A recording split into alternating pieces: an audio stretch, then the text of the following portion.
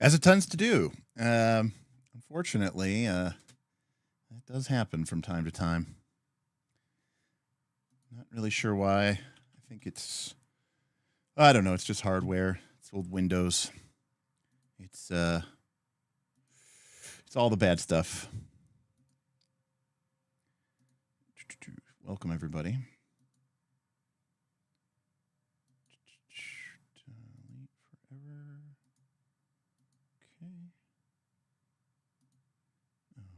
Yeah, I'm back. I got to do a bunch of stuff here because everything died. Yeah,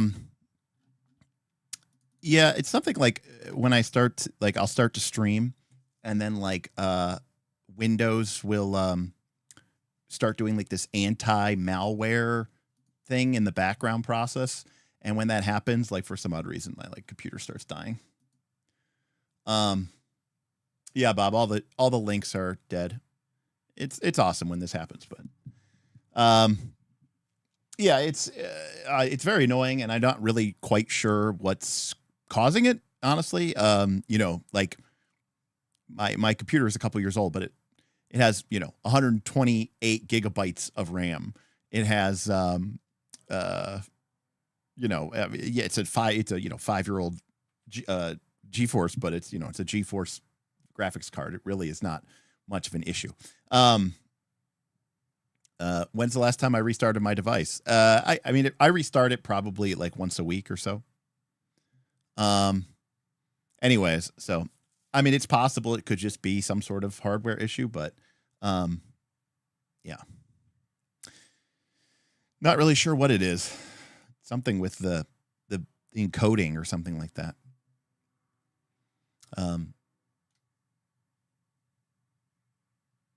There's some memory leak thing. Interesting. It's possible. I have no idea. I'm not like a super computer guy. It only happens with OBS, which honestly isn't even that, RAM intensive. Like I have a PDF browser open and, I'm only using, and I have Google Chrome and I have OBS Studio. I mean, I'm only using, 10% of my memory. So, I mean, look, it's something. I don't know. Maybe, there could be some sort of, I don't know, instability thing. But I really do feel like it has something to do with OBS. It has something to do with the encoding or something. I'm not sure what it is. So, how am I doing? I'm doing okay. I feel better. Every week is pretty better than the week before it. Like I still, once or twice a week we'll have like a little like moment of like panic, but it's very mild and minor. So, but overall I've been doing all right. Now we're getting to that time of year. It's closing in on the end of the year. So my company gave us annual objectives in October. So I need to do, I've got like one almost finished. So I've got a couple more to finish before the end of the year. So I got about 6 weeks to the end of the year. So yeah. But other than that, things are okay.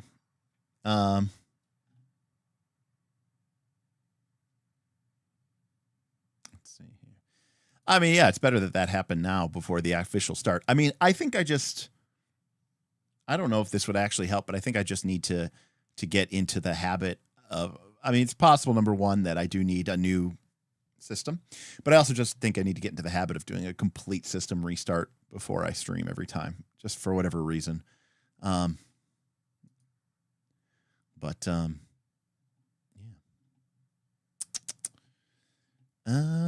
What's up, Pepper? This game at least has a cool name. It definitely does at that. You've been having trouble with OBS lately too. Interesting. You had to change a bunch of settings because of an update. Yeah, again, I'm not like super familiar with how any of this stuff really works. Like if I look, let's see here, output. I'm using continual bit rate, good quality. I mean, it looks like this should be pretty normal. I have to check, make sure that, like, maybe I have to recheck these settings, make sure that the B frames and GPU frames and stuff are fine, but replay buffer. I don't know what that is. Anyways, Thaddeus, welcome everybody.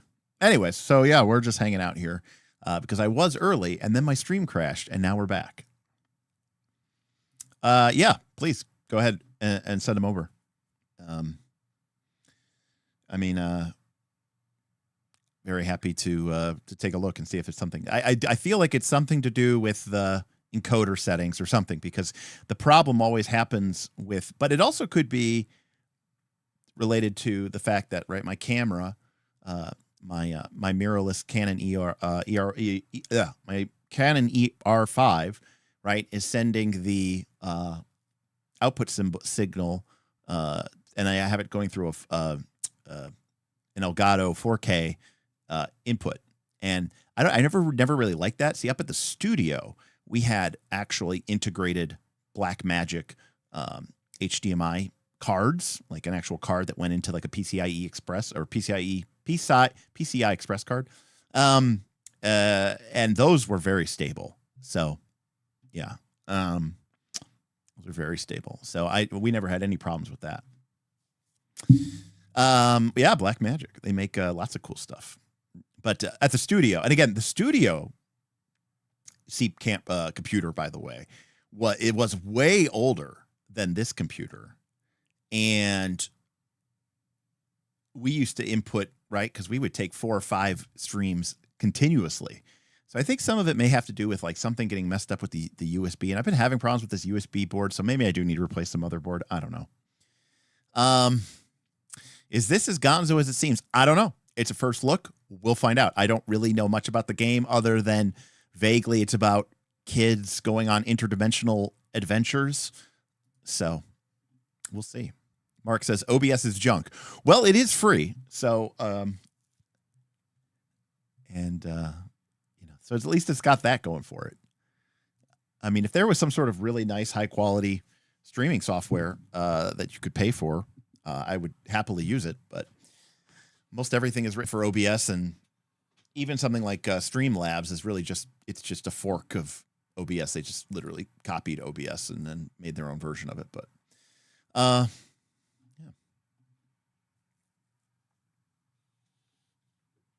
Anyways, as I was saying before we finished, my good buddy Rich played a lot and got to be 21st level at the end of our 20 level D&D campaign of 3rd edition, and that was always pretty awesome to me. So I thought that was pretty cool.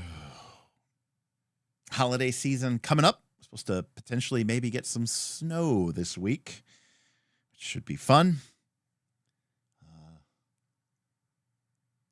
Yeah, and we'll get a lot of streams. I was taking a look at my list here. We've got, what do we got here? We've got an Earth Dawn stream, a second one, or an Earth Dawn stream. We're going to do probably 3 PF2 streams to re-rank the classes. So all classes ranked, remastered. An Earth Dawn stream, 3 Pathfinder 2 streams, another Pathfinder stream for War of the Immortals, a stream talking about 5e 2024 and PF2 remastered, like sort of, who did it better. And we're also going to do a first look at Troubleshooters, which is a game that Ben has been playing and threw some support behind. So we got a lot of... and we're going to have Bob on for another Nightlife. Sort of Nightlife 200s. I don't know. We need to come up with a name for that series, but, where I sit down with a system with Bob, Nightlife, Night School, or something. Night School, I don't know, the college years or something. Good stuff. Yeah, it's getting close. it's getting close to 40. It's supposed to, like, on Thursday or something, I think it's supposed to get down into like the 35 or close to freezing. So I think we might get some snow then.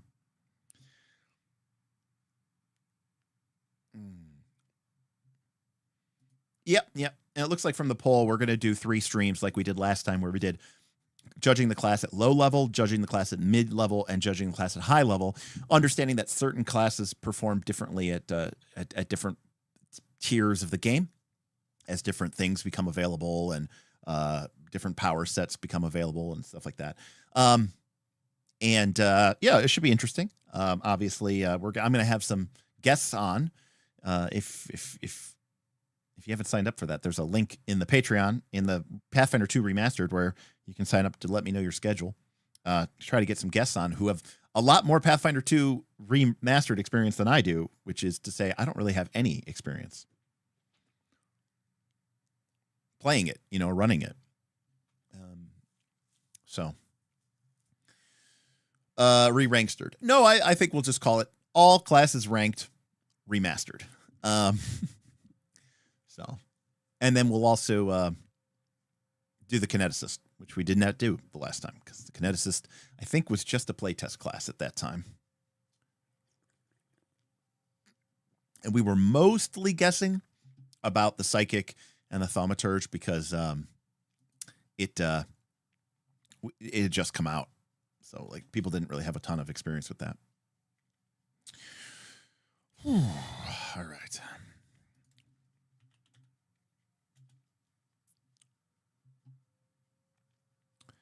Night you. I don't know if I want to. I don't know if we should be taking Bob all the way up to university level yet. No, Bob's doing great. Yes, Gonzo, we are back on. Gonzo, that was the name of my first parakeet that I had when I was a kid. We had a blue parakeet named Gonzo after the Muppet, and I love that little bird. It was a good bird. Mark has 5e experience. I honestly don't have a lot of 5e experience. So this is an area where the community at large has me a bit at a disadvantage because I don't quite fully understand it myself. All right, we are gonna go ahead and get started here. Hey, let's get ready to RPG! RPG! RPG! RPG! RPG! RPG! Hello, everyone, and welcome to the Knights of the Last Call. My name is Derek Melinda, welcoming you back for another First Look as part of our ongoing series where we take a look at games that have caught the interest or the eye, maybe of me, maybe of my community, maybe of a wealthy patron who wishes to show their support for a game. Most often it's done by voting from our patrons, but these are games that have maybe flown under the radar, or is a game that maybe is very popular. I've just never personally looked at it. And the point of a first look is it's a first look. It's not a review because I'm not going to talk about reviewing a game when I've never played it. This is me reading the book for the first time, and it's me sort of reacting to it and giving my initial thoughts and takes on the game based off of what we're reading and what we're seeing. And, maybe you have an opportunity to learn along with me as we go through it. Now, with some of these games that are longer, I don't know how long this game is, but, I can't guarantee that we will make it through all 174 pages of this PDF, but we're going to give it the old college try and see what we can do. All right. If there's any questions or comments, please feel free to drop it in the chat. Although be aware that on these PDF streams, I'm typically more focused on the PDF, but I will love to stop to answer any questions I can. And if you'd like to throw some support for the show, we have our super chats are open, as well as our tips from Stream Elements. You can find a link for those in the description below, or you can type !tip and the bot will throw you the link. Working us towards two longer term goals. One is if we can raise $75 in super chats, we'll do a stream on next Thanksgiving. Maybe we'll do it during the middle of the day, or maybe we'll do it at evening. We'll figure it out. Get some break away from those holidays, or maybe you don't have anybody that you're going to hang out with and you're all alone like me. And so you can hang out. The other thing is our tip goal, which we're trying to raise, I don't know, by the end of the year, to put some money towards getting me a new top-down camera rig so we can do some different types of streams. Any case, thanks to all our patrons who make these streams happen. And let's get cracking. All right. The blasting of slugs commences. Let me close this thing here. All right. Oh, let us be professional and get... Right, there we go. Well, hello, Slugblaster. All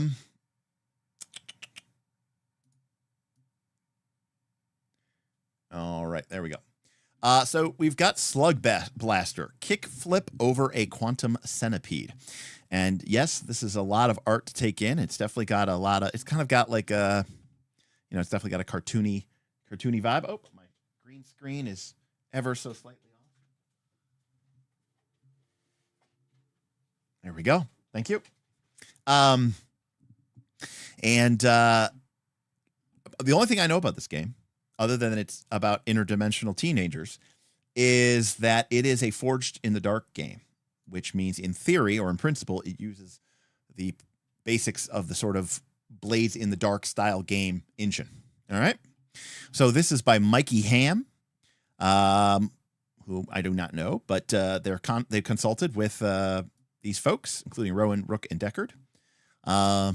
Cover art is by Sex on a Pizza, or maybe that's the name of the piece. I don't know. And yeah, so this looks like this was a,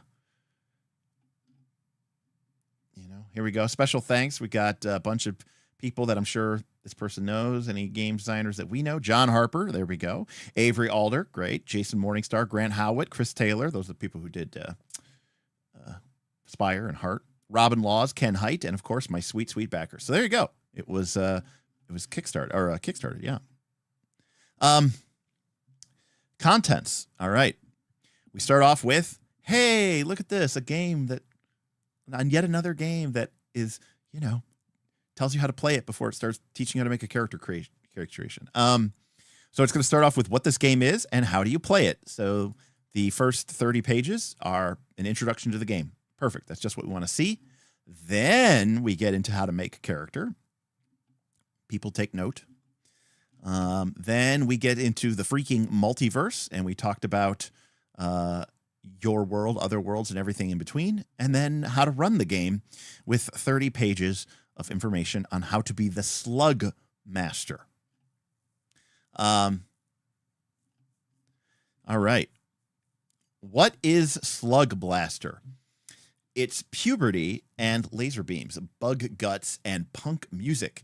It's skateboards and texting and fights with your parents. It's alien worlds with your dumbest friends. It's being in your bedroom completely alone.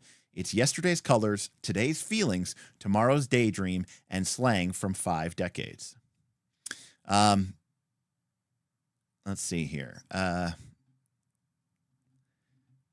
Just a bunch of information here, just from the thing here. A dog-eared copy of Slugblaster magazine was started as a hand-stitched zine named after a silly inside joke, eventually led to a new teen phenomenon. So already I get the idea here that the whole interdimensional teen space. Okay, so a couple things stop out to me. Number one, they mentioned John Harper, who, of course, created Blades in the Dark. But the next person they put is Avery Alder. And Avery Alder, amongst her many accomplishments, made Monster Hearts. And Monster Hearts is ostensibly a game about, supernatural creatures. But really what it's a game about is it's a game about the trials and the pain and the tribulations of teenagehood, right? Of becoming an adult. And there's an idea there of self-identification and sexual identification as well. From that being the sort of secondary influence on this game, and the fact that it's talking about its puberty, its laser beams, its fights with your parents. So I get the sensation that there's an idea here that this game is a little bit more deep in that regard. I mean, don't get me wrong; it might be a silly context, but I think it's trying to get at that. This is Slugblaster. All right, here we go. I will say, again, it could be a stylistic choice, but like intro dash duck dash shun. I mean, obviously it's a stylistic choice, but like stuff like this just kind of bothers me. I don't like. It's just it looks like I don't know. Like I'm sure it's on purpose, but it looks like it was just on accident. All right.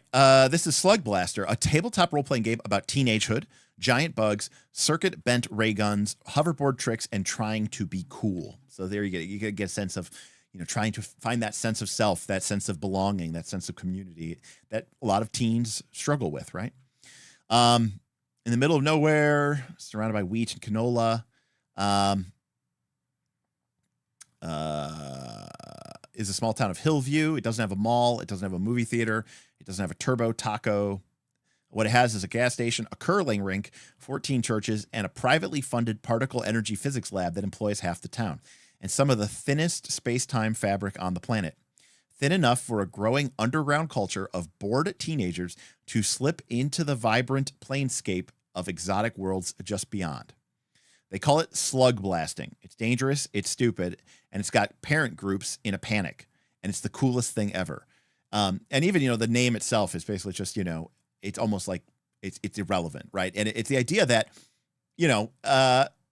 slug blasting is, insert whatever you want here, right? This could be a parable for the 80s and people being concerned about the growing satanic threat, right? Of Dungeons and Dragons. Satan's game. And these kids found this cool underground culture of playing D&D, right? And it was, verboten. So again, I think there's a lot of metaphors going on here. So solder up your ray gun, print some Hasware in your dad's garage, grab your hoverboard, and watch out for meta-terrestrials as you try to make a name for yourself in the highly competitive punk rock world of interdimensional action sports. All right. You are a sassy rich kid.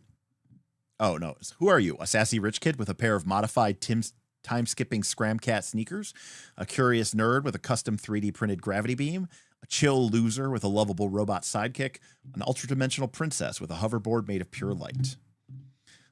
You and your friends mix and match personalities, signature devices, and other details to create your own teenage character. Then form a crew with its own hangout spot, personal brand, and web of interpersonal dynamics.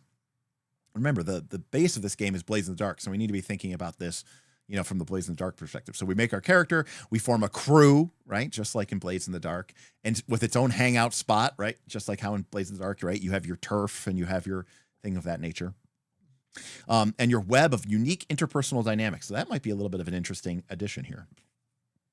You and Sarah are cousins. Sarah and Kiara met in preschool. Kiara is the only one who knew Kevin's biggest secret, and Kevin and you will never forget the hilarious and traumatizing time those bullies trapped you both inside the school dumpster. What do? Blow off school and sesh the abandoned water park in Empyrean, get the Mipper sponsorship by speedrunning Prismatia, salvage power crystals from moss-covered decommissioned gigamechs in the Golden Jungle. Go viral by venturing into Quahalia without a logic binder. Crazy. Sneak into the hottest party in Opera Blum. Just make sure you get home before the dimmy plane melts or the blood whip swarm sucks your marrow out, or rescue scoops you up and hauls you back to the decontamination facility, or that android mercenary gets revenge for that thing Curtis drew on its head. Or, before your mom finds out and sends you away to some kind of camp for troubled youths. All right, the rules are based on Blaze in the Dark. It's great for player-driven sandbox campaigns. I agree. Free-form cinematic action scenes. I agree. Stories about crews in over their heads and improvised gameplay with lots of collab. And like a good Slugblaster would, I've made some mods. I've stripped things out, bolted stuff on, and tuned everything to support stories about adventure-seeking teenagers, as well as looking cool and doing your tricks. Gear hacking, component collecting, and special items.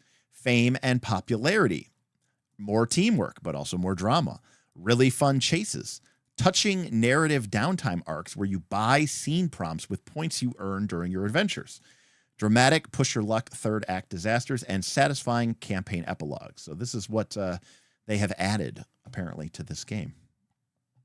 Players familiar with Blades in the Dark and or Dungeons & Dragons can check page 175 for a quick guide to adjusting to Slugblaster. Or, hey, if you've never played an RPG before, read the demo on page 32. All right.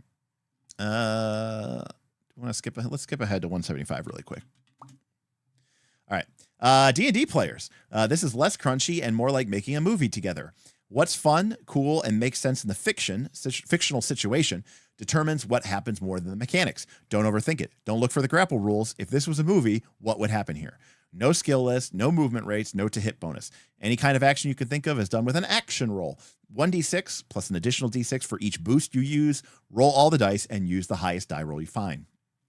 An actions roll impact is like its damage, and progress tracks, aka effect, aka clocks, are like a monster's hit point bar, except there may be tracks for all sorts of obstacles, not just combat ones. No formal initiative, just take turns. Foes don't roll. They act when it makes sense. And automatically hit unless the PC nopes the attack, aka resists. What if you're a Blades in the Dark player? Well, Legacy is like stash, Doom is like trauma, Trouble is like stress, and Style is like your XP and coin. There's no action ratings. Instead, roll a d6 for any action, and then you add dice with boosts or dares that are kind of like pushing in Devil's Bargains. Slams are like harms, but don't have penalties or levels, and they clear automatically. Resistance is called noping. You can nope slams. Position is less emphasized, but tricks and other desperate actions can lead to worse problems. Effect is called impact. It can be increased normally or by spending kick. No load systems, no flashbacks. Some GM moves replace engagement, and disaster and challenges replace entanglements. And instead of downtime activities, you buy beats. Interesting. All right. When does it take place? Anywhere and nowhere from the 70s before I was born, when Surf Rats created Dogtown, from the early 90s when I was just a little kid and teenagers felt like the gods of MTV Cool, from the early 2000s, from the late 2000s, from right now as I near middle age with kids of my own. Teenagers once again seem cooler than me. And of course, from an array of futures, distant and possible. Draw on the eras that inspire your table. If you were teens in the 80s, plug 8 tracks into your rayguns. If you were teens in 2010, bring back Vine and Shutter Shades. Phil says, maybe just a bit too much renaming things for the sake of it. Maybe. I appreciate the, people trying to put their stamp of, their own touch on things though. But yeah, sometimes. Yeah. What you might like this if you like stuff about young adventure seekers like Big Hero 6 or Stranger Things or Spider-Verse. Weird movies like Everything Everywhere All at Once, Black Science, Infinity Train, Scott Pilgrim versus the World. Funny stuff like Futurama, Adventure Time, Douglas Adams. Coming of age movies like The Edge of 17 and A Goofy Movie. Stuff about skateboarding like Mid-90s or Lords of Dogtown. DIY culture like Bend, a circuit bending documentary, or YouTube videos of actual kids making lasers in their bedrooms. Saturday morning programming like Ben 10, Earthworm Jim, Power Rangers, Teenage Mutant Ninja Turtles. Anime like Skate the Infinity, FLCL, Sharazanami. Video games like Tony Hawk's Pro Skater, Ali World, Bomb Rush, Cyberpunk, Eastward, Commander Keen. That hoverboard scene from Back to the Future 2, or the way the bug aliens exploded into slime in Men in Black. And any actual real-life deep-sea episodes of Planet Earth and Mikio Kiku's Parallel Worlds and the Physics of Impossible. There we go. Hey, look, it's the name of the game.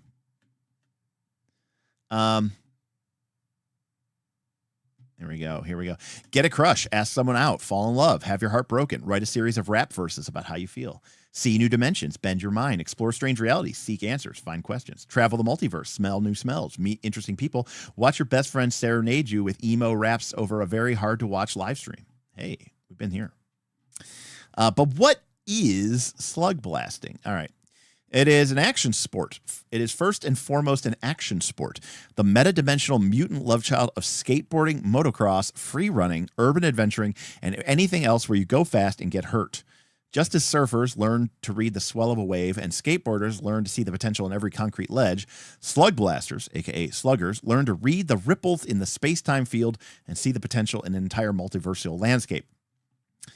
Slugbasters are the kind of kids who build nuclear reactors in their garage. They circuit bend ray guns they order off the dark web.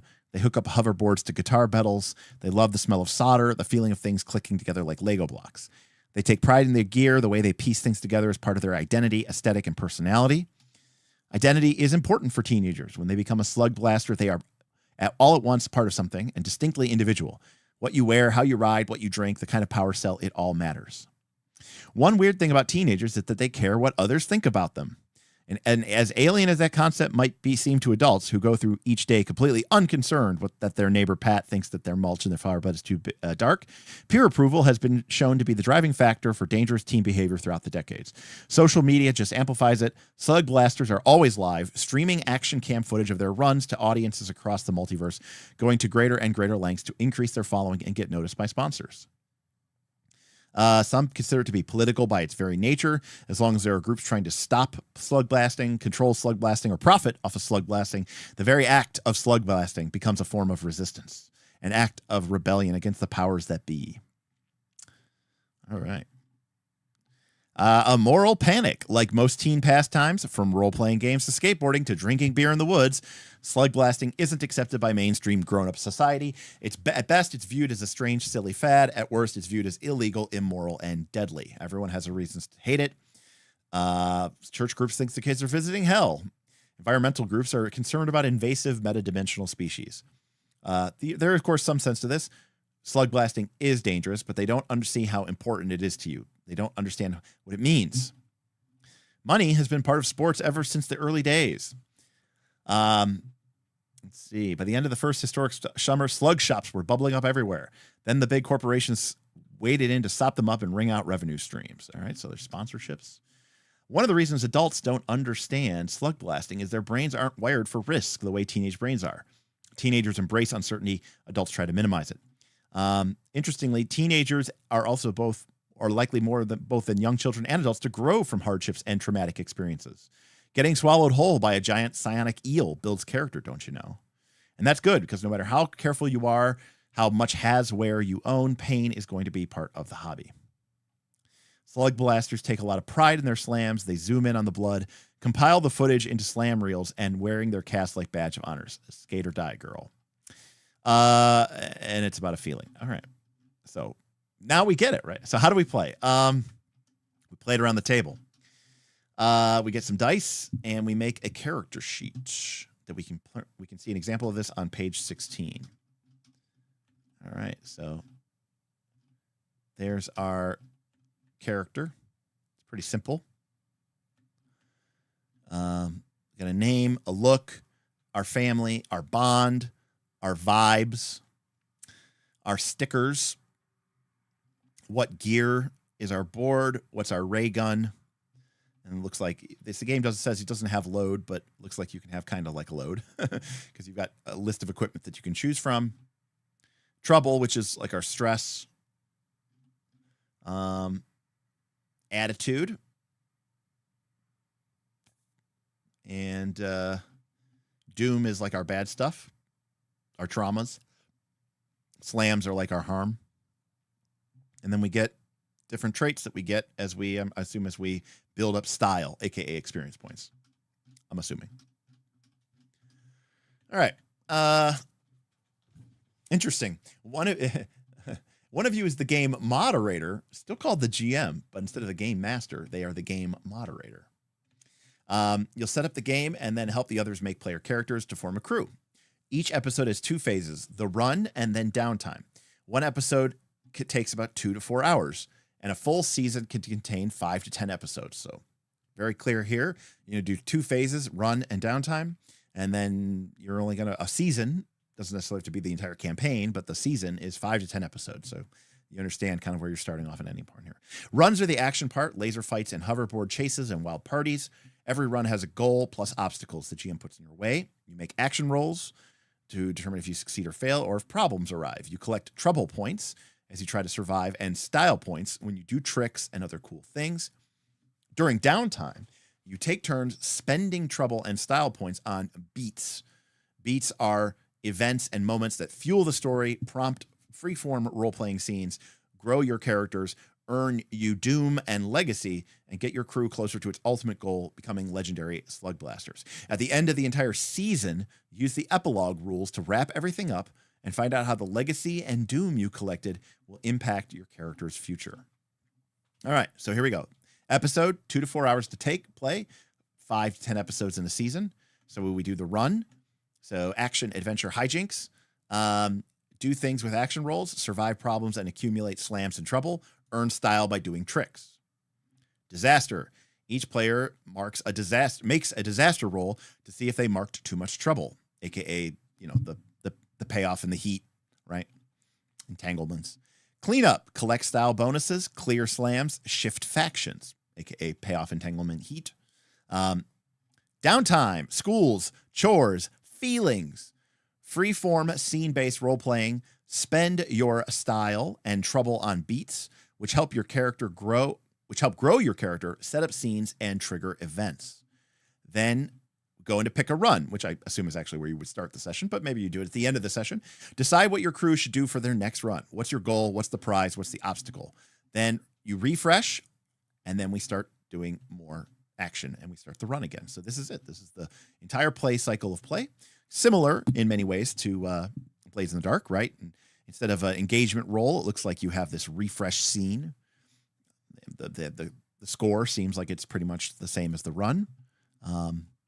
So downtime is downtime, although there's a little bit more mechanics involved there, perhaps. So there's some changes here. There's no right way to play Slugblaster, but you'll have the best experience if you adhere unflinchingly to these sacred tenets I wrote on my phone in a Tim Hortons parking lot while covered in pastry flakes.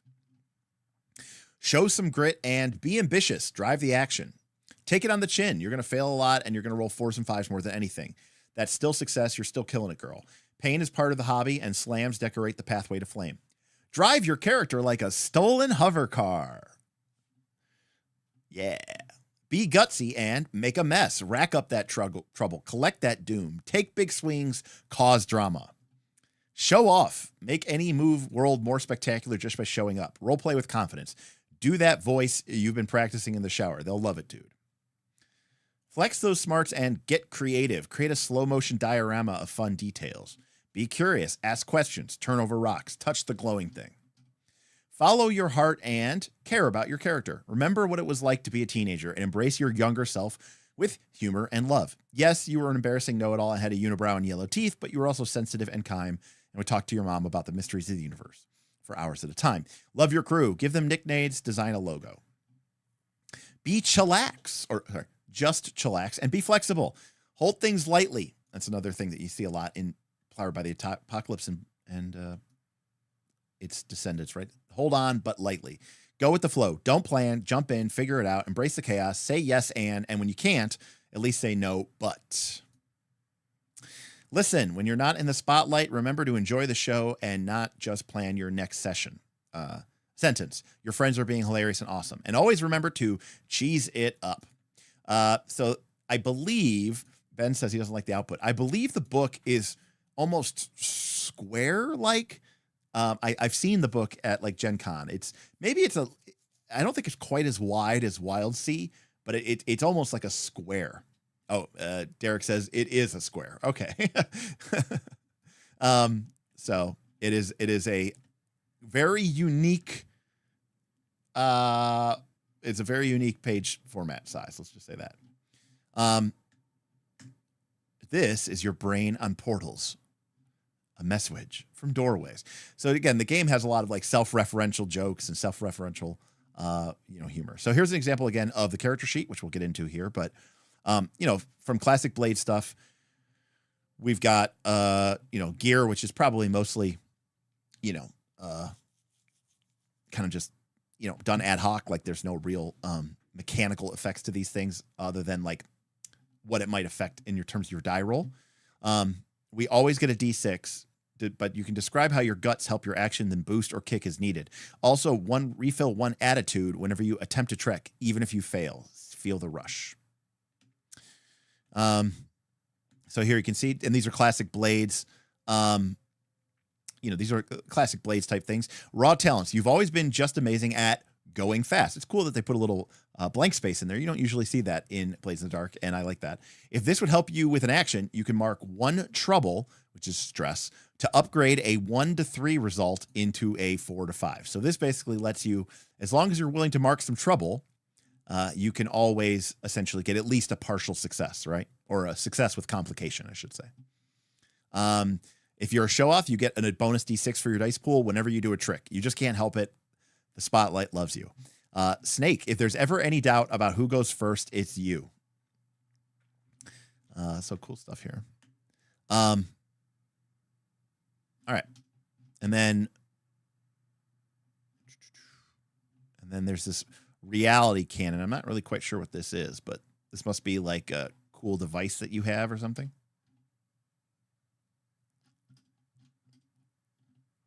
All right. I guess it would maybe look like it might make more sense if it was like that. There we go. So that's what that layout is actually supposed to look like. So we can see here, beats are on the right side. So you have these different arcs. So the game has like these built-in story arcs, it looks like, to your character. All right, do stuff. I want to do stuff. All right. On a 6, you do it. On a 4 or 5, it's a mixed success. You do it, but there's a problem. And a 1, 2, 3, you don't do it, and there's a problem, right? It's never nothing. Say what you're going to do, and then roll a d6. If you get a 6, you succeed. 4 or 5, you succeed. There's a problem. Describe your success or failure. The GM describes the impact as well as any problems based on what makes sense in the situation. Blast something, run away, climb a tree, hack a battle drone. How much do you accomplish? Your plasma wave hits, but how much damage does it do? You smooth talk the sponsor rep, but how much does she give you? The impact of your action is determined by the GM based on pacing, tone, and common sense. The GM might send up a progress track, aka a clock, for tasks that are too complex, difficult, or interesting for a single action. With each success, you get closer to your goal depending on how impactful your action was. So again, impact really is just like effect here. In the same way, the GM also determines how bad any problems you roll are. Those problems are going to be worse if you're trying to do something extra dangerous, like doing a trick, or trying to go toe-to-toe with a monster that you should be fleeing from. What if you want to do stuff, but you want to do stuff better? Slugblasters are scrappy, resourceful, and possibly lucky. They can get in over their heads again and again, but when they need to pull it out, they can usually find a way. Boost and kick are points that you spend for one-time bonuses to action rolls. You can find them on your sheets. See Attitude, page 42 to 50, and Turbo, page 52. The crew sheet also has some, which are shared by everyone. See Hype. You can only use Dare once per action roll, but there's no limit to how much unspent boost or kick you can use. Dole them out carefully throughout a run or blow them on a single epic action. Stack, mix and match, and go nuts. When you make an action roll with multiple dice, just take the highest result, ignore the rest. Boost and kick are spent before you roll. Your spent points refresh at the start of each run. So if you mark a boost, you get a D6 to an action roll. Right? So instead of having skills, you have to like spend these boosts. Kick, to mark a kick to increase the potential impact of an action roll. The kick remains spent even if the action fails. No risk, no reward, no hotshot. So kick is a way of sort of increasing your effect while not actually increasing your chance of success. Dare, which pretty much looks just like Devil's Bargain, you can get a D6 to an action roll. You can gain a kick, aka increased effect. You can clear a trouble. Interesting. You can clear stress. If you let the GM gain 1 bite, let the GM introduce an extra problem suggested by you, or mark 1 trouble. I'm like, I'm going to dare. I'm going to clear 1 trouble to mark 1 trouble. So basically a Devil's Bargain type mechanic. You can either just get an extra D6 by marking trouble, or you can let the GM gain 1 bite, which I'm not really quite sure what that is. Sounds like it's kind of a GM meta currency, which I've not seen in a Blades in the Dark game, but maybe that's there. Let's see here. Teamwork is simple, flexible, and encouraged. As long as you can describe it and justify it, you are free to use boosts, kicks, or dares to improve a teammate's action roll. How do you do that? Freely take or nope slams for each other. How do you step in? Share or trade components with your teammates. Donate style to the crew or a specific teammate. How do you give props, share the credit, redirect praise, gas them up? You can't share trouble, though. That's yours to deal with. All right. So again, slams are, are harm, essentially. Problems. The airlock starts closing, you bail and break your collarbone. A metasaur starts chewing on your boyfriend's stupid head. Slugblasting is a great way to avoid the problems at home, but a terrible way to avoid problems in general. You're in for a world of hurt, a multiverse of hot neon tribulation. When you roll a problem, that means you roll a 1, 2, 3, 4, 5. The GM either introduces a snag or hits you with a slam. Snags are twists and complications that make the situation more dangerous or complicated. Slams are lingering problems that directly affect your body, mind, spirit, or gear. These are things like bruised, exhausted, freaking out, humiliated, or glitched. It's funny. If you were just watching Torchbearer, right? Torchbearer uses the same basic idea that if you fail the roll, then the GM either gets to do a twist or they can give you a condition. But if they give you a condition, they have to let you succeed. So it's kind of interesting that this is kind of the same idea, but a little bit more broken up. If you get slammed, write it on your sheet. If you're slammed and all your boxes are already full, disaster strikes. Slams clear at the end of the run during cleanup. Some situational slams may clear sooner if it makes sense in the fiction. Right, so kind of this idea of temporary versus persistent harm, but the idea is that they never last past the end of the run, so you don't have to worry about it. Slams do not give any sort of mechanical penalties, but the GM might adjust the impact of your actions where it makes sense. So the harms really is, or these slams really are just more of like a fictional positioning thing. There are endless possible ways to die, especially when you think it's fun to sneak into other universes. But your story takes place in one of the few realities where you won't. In Slugblaster, you control when and if your character gets hurt. So if the GM tells you that you break your leg or get cut in half by a nega ray, you can just say no. If you don't want to take a slam, say nope and describe the cool thing that your character does to avoid it instead, and then mark 2 trouble. For players with improv experience, noping can feel like blocking fun. The trick is to practice additive noping. What cool thing does your character do just in time? What do we learn from them about how they avoid slams? So this is just like resistance from Blades of the Dark, but instead of a die roll and choosing an attribute, it's just mark 2 trouble, aka 2 stress. So trouble. When you mark trouble points through the run as you take dares and you nope slams. If you mark your 8th trouble box, disaster strikes. Trouble can be cleared by spending it on beats during downtime. Okay, so right. Note that you can't nope consequences. Right. So you can nope slams, but you can't nope snags. So you can nope slams, but you can't nope snags. Interesting. That is a little different than Blades in the Dark, where Blades in the Dark, you can pretty much resist anything. Now, this is interesting. So I'm assuming, right? So trouble is our resource that we want to spend during gain, I should say, during the course of a run, because trouble we can use it to get more dice in our action pool and all this other stuff. And then ideally, trouble would reset back to 0, aka stress. It would reset back to 0 after a run, but it doesn't work that way. Instead, we have to clear it by spending it on beats during downtime. And I'm willing to bet maybe that when we accumulate trouble, by spending the trouble to clear it, like during downtime, aka like, when we're normal teenagers doing our teenage stuff, it maybe creates problems for our character and creates like difficult situations, right? I will be interested to see if it says that. So if we run out of harm boxes or slam boxes, if we fill up our trouble meter, then disaster strikes. The GM asks each player to make a disaster roll near the end of the... The GM asks each player to make a disaster roll near the end of the run. Disasters may also happen automatically in special situations, like if you mark all your trouble or take too many slams. So you always might have to roll a disaster roll, but it could also happen immediately. Roll 1d6 for every empty trouble box on your sheet. Take the highest result. So if your trouble meter is full, you literally don't get any dice. Or maybe it's like roll 2d6 and take the low, because that's what happens in the normal game. Oh, no. If it's full, you automatically take disaster. If it's 6, you avoid disaster and mark a style. If it's a 4 or 5, it's close call. You avoid it, but mark a trouble. And 1 to 3, disaster strikes. Something really bad happens, mark a doom. Doom represents the scars and debts of this insane hobby, the bridges you've burned, the lies you've told, the things that follow you into adulthood. Disaster and certain downtime beats can give you doom. Write it on your sheet. Be descriptive.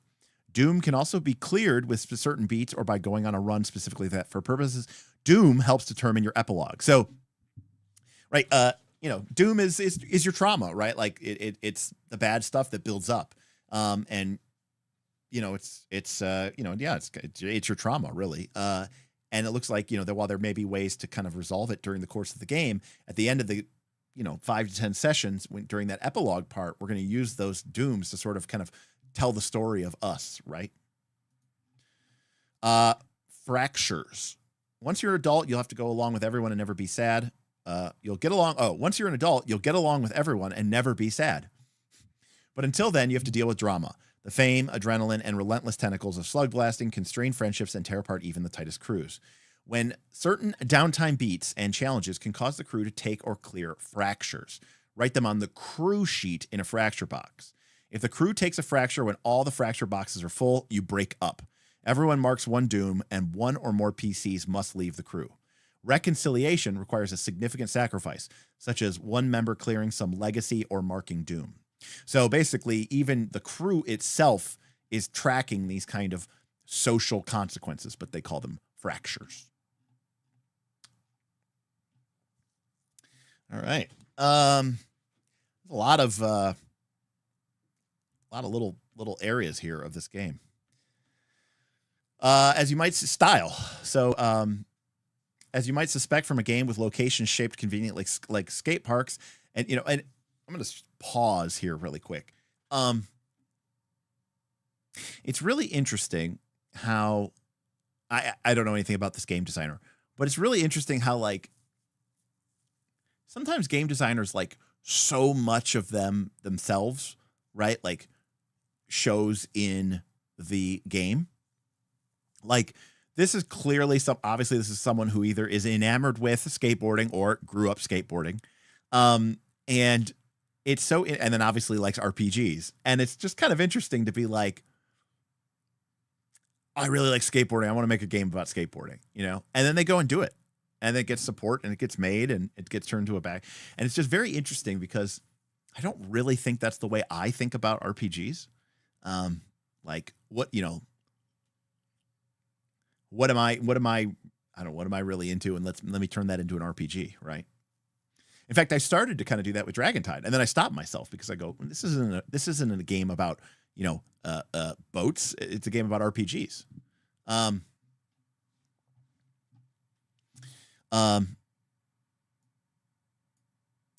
The author is all over this book in a good way, but in a somewhat, I don't know. It feels almost autobiographical at times. And that's a little off-putting to me. It reminds me of the writing style of who has that writing style? Is it Matt Colville? I think it might be Matt Colville. Slugblasting is not just about what you do, it's how you do it. It's kick flipping over the quantum centipede and taking a selfie while you do it. You earn style by doing tricks, using certain traits and from style bonuses. You can spend style on beats that earn you legacy. All right, so we spend our trauma to do beats, and trouble problems can cause us doom. Style is like good stuff, right? We earn style by being awesome and doing tricks, and then we can spend that style to earn legacies, right? Which is like the opposite of a doom, right? It's like part of what shapes us. Legacy represents your lasting accomplishments. relationships, trophies, and memories from your Slugblasting days. The fame and clout that follows you out of high school and the things you'll cherish long into life when you're in your late 20s driving past a skate park in your Honda Fit. So as an example of what I was talking about, like this line, right, is very like it. This is the author just like talking to you from their, from their perspective. Which isn't, again, it's not necessarily a good thing or a bad thing. It's definitely not what I like in the presentation of a game. So, because again, it's like they're trying to sell you on this feeling, right? They're like, and it's like, I don't have that feeling, the things you'll cherish long into life, like when you're in your late 20s driving past the skate park in your Honda Fit. Yeah, like that means nothing to me, right? Like, so, and again, I'm not saying that's a bad thing. I'm just saying it doesn't do anything for me personally. Okay, so we get legacy from certain beats and crew perks. We can lose it due to disaster, or we can sacrifice it to mend a fractured crew. The amount of legacy you collect helps determine your epilogue. So basically, we're going to play the game. All right, so now we're starting to understand some of the play loop, if I can understand it a little bit correctly. I'm going to go back to page 22 here in a minute. So here's our play loop.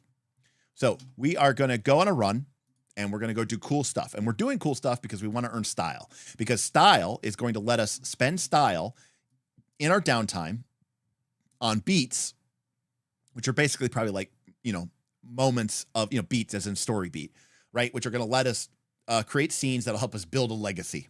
And we're going to get to write those legacies down on our sheet, AKA the good stuff, the stuff we accomplished, right? The cool stuff.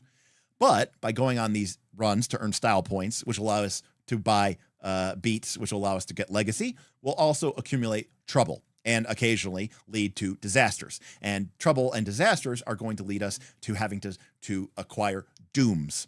And dooms are like, the not so great stuff that is kind of makes us up.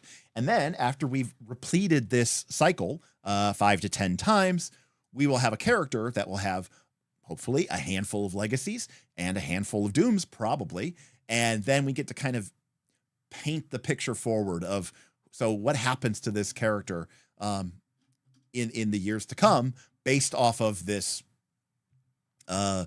list of, in this case, you can see here for this example character of Bailey, if the game ended right now, her dooms are bad shoulder and broke mom's trust, and her legacies are a viral video of a 1080, diehard fans, and memories from all-nighter.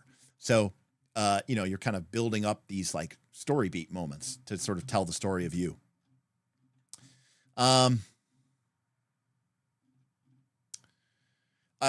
So here's another thing as a great example of this. It says tricks, right?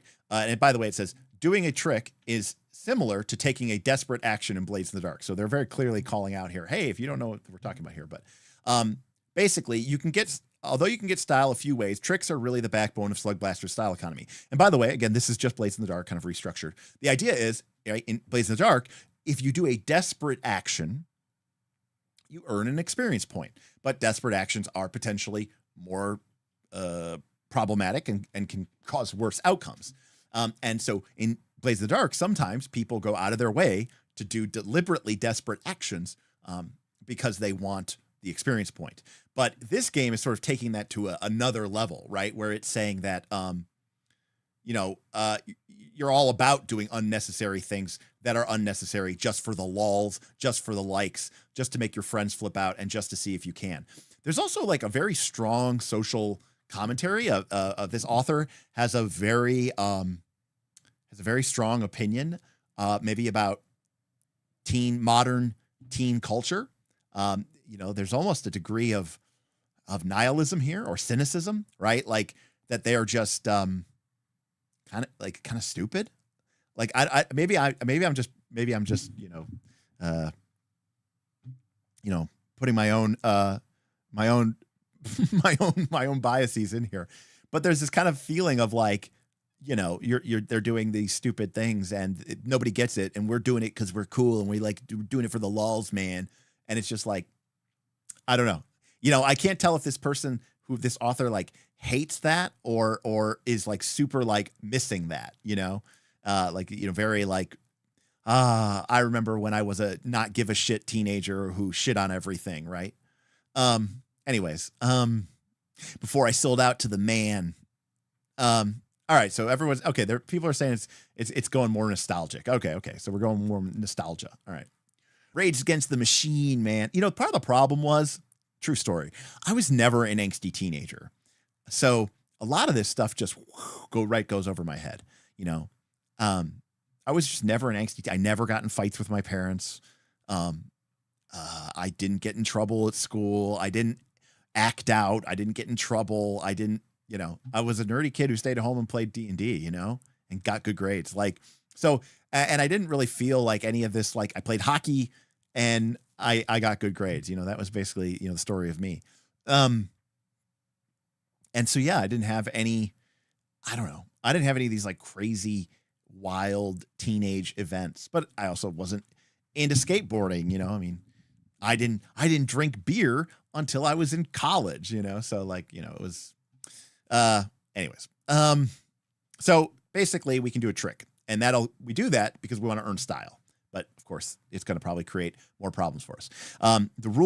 These rules are for big, risky, attention-grabbing tricks. You don't need to roll to practice a kickflip in the safety of driveway. You can spend kick to increase the amount of style you get from a successful trick. Each kick spent awards an additional style if the trick lands. Turn that board slide into a switch board side big spin out. Slugblaster tricks are usually combined with another action, but you'll use the same rules for doing isolated tricks. Add a trick, a flourish, or some extra show to an action by saying check it before you roll. Any problems rolled are worse, but if you succeed, you also mark one style. So I'm already noticing another problem here, which is a question of I don't know skateboarding moves. And, you know, there's a whole sideboard. Like none of these words mean anything to me. Like, I mean, a tail grab, a nose grab, I can pretty much, you know, figure out what that means.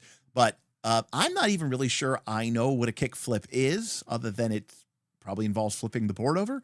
But does that mean flipping it end over end, or does that mean flipping it along its longitudinal axis? Here's the funny thing. I did play Tony Hawk, and I had no idea what was going on at any time ever in that game. I don't know what a McTwist is, or a half cab, or a corkscrew. So again, I just, you know, 50-50s, crooks, feebles, lip slides. You know, if I was playing this game, I would literally be like, add a trick, flourish, or some extra show to any action by saying check it before you roll. I'd be like, check it. I do something cool. And I would roll the dice. Like, I don't know. You know, imagine me doing something awesome. That's what I did. You know, like and if I was playing with my friends, none of whom are skaters, like we would all just be like, I don't know. I spin in the air. I don't know. I do a backflip. I don't know. Like, it's one of those things where it's just like, I don't know anything about skating, you know? Let's see here. It doesn't have to just be for, hoverboarding. You know, you could, take a rad photo. You could tag a wall. You could, you know, basically you can commit crime and, loitering and defacing and all this other stuff. To deliver a sick burn or spit the illest punchline of the whole rap battle. I've never felt so awkward. Hold your laser. Ooh, this is very cringe. Hold your laser pistol sideways. All right. Anyways, there's a little bit. That's a little cringy. All right. Beats. So, beats are what we do in downtime. What we're learning is Derek isn't cool. You're just learning that now.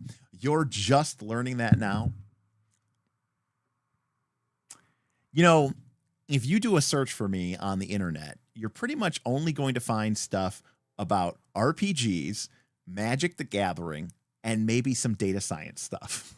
So if that's not everything that you need to know, like, I don't know what else you were expecting here. No, I'm not cool. I've never been cool.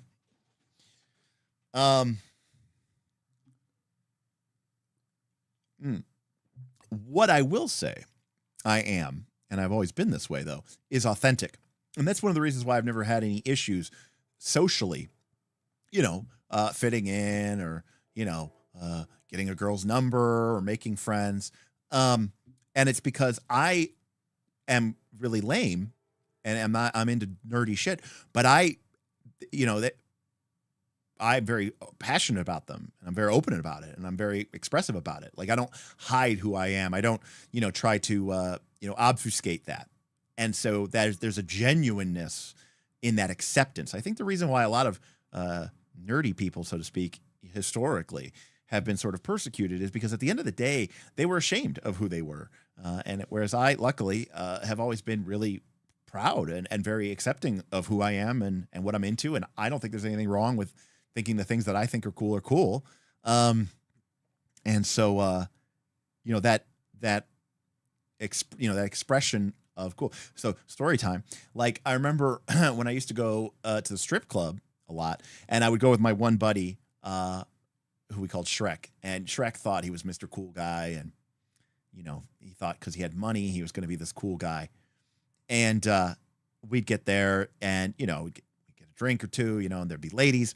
And I would start talking about like Magic the Gathering. She'd be like, oh, so what are you guys up to tonight? I was like, oh, nothing much. We were just coming from a Magic the Gathering tournament and, I won. So we decided to go, celebrate. And she'd be like, oh, what's that? And then they'd walk up. He's like, what are you doing, man? You can't tell them we play Magic the Gathering. I'm like, why? I do play Magic the Gathering. He's like, no, man, you got to lie to them. You got to tell them like, you work for the NBA or something. And I was like, but that's not true. And even if it was true, even if they believed me, which they wouldn't, why would I want them to think I work for the NBA? I like Magic. I think that's cool. I like Magic a lot. And he never understood it. And then, after, a couple of trips back to the strip club, suddenly, Derek's Mr. Popular Guy. But my buddy who had money, not because, he was real fake. And so I think there's something to be said about trying to be authentically yourself. I think people inherently are attracted to that, not physically or sexually. Let me be very clear here. It's a strip club, they're there to make money.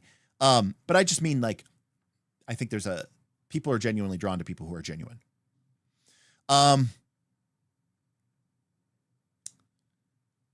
The downtime phase. Okay, so we get to downtime phase. We're going to have beats. All right. The downtime phase lets you explore some of the thrilling mundanity as you take turns describing and role-playing a few moments that take place back in Hillview in the week or so after your run, often prompted by beats. Switchback Channel says, chicks dig your big deck. Another funny Magic story. I don't remember where I was headed, but I was getting on a plane. And I had my carry-on bag. And if you can imagine, my carry-on bag had all these Magic. I was flying to a tournament, a Magic the Gathering tournament. And my carry-on bag had all these, Magic the Gathering bricks, boxes in it. So obviously when it went through the x-ray machine, they just saw this, like all these, like, I don't know, C4 looking packages. So of course the bag got pulled out.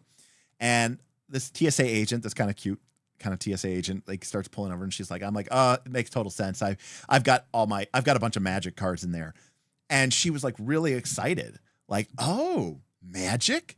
Like, she's like basically, she's like, oh, can you show me, and I start pulling out and she's kind of confused. Like, she's like, what kind of magician are you? And I go, oh, no. This is a card game about elves and dragons. It's called Magic. I'm not a magician. And she was like, oh, all right, well, you're good. And she just let me go. Anyways, so we go into downtime and we have our beats. Beats are moments we purchase with trouble and style to fuel the story and advance our character and prompt role playing. The cost with each beat is the amount of style or trouble that you clear to buy it. You can always purchase trouble cost beats even if you can't afford them. It's your funeral, friendo. Trait and arc beats are one-time buys. An arc beat must be bought in descending order, and you can only buy one per arc each downtime. These limits don't apply to any other beats.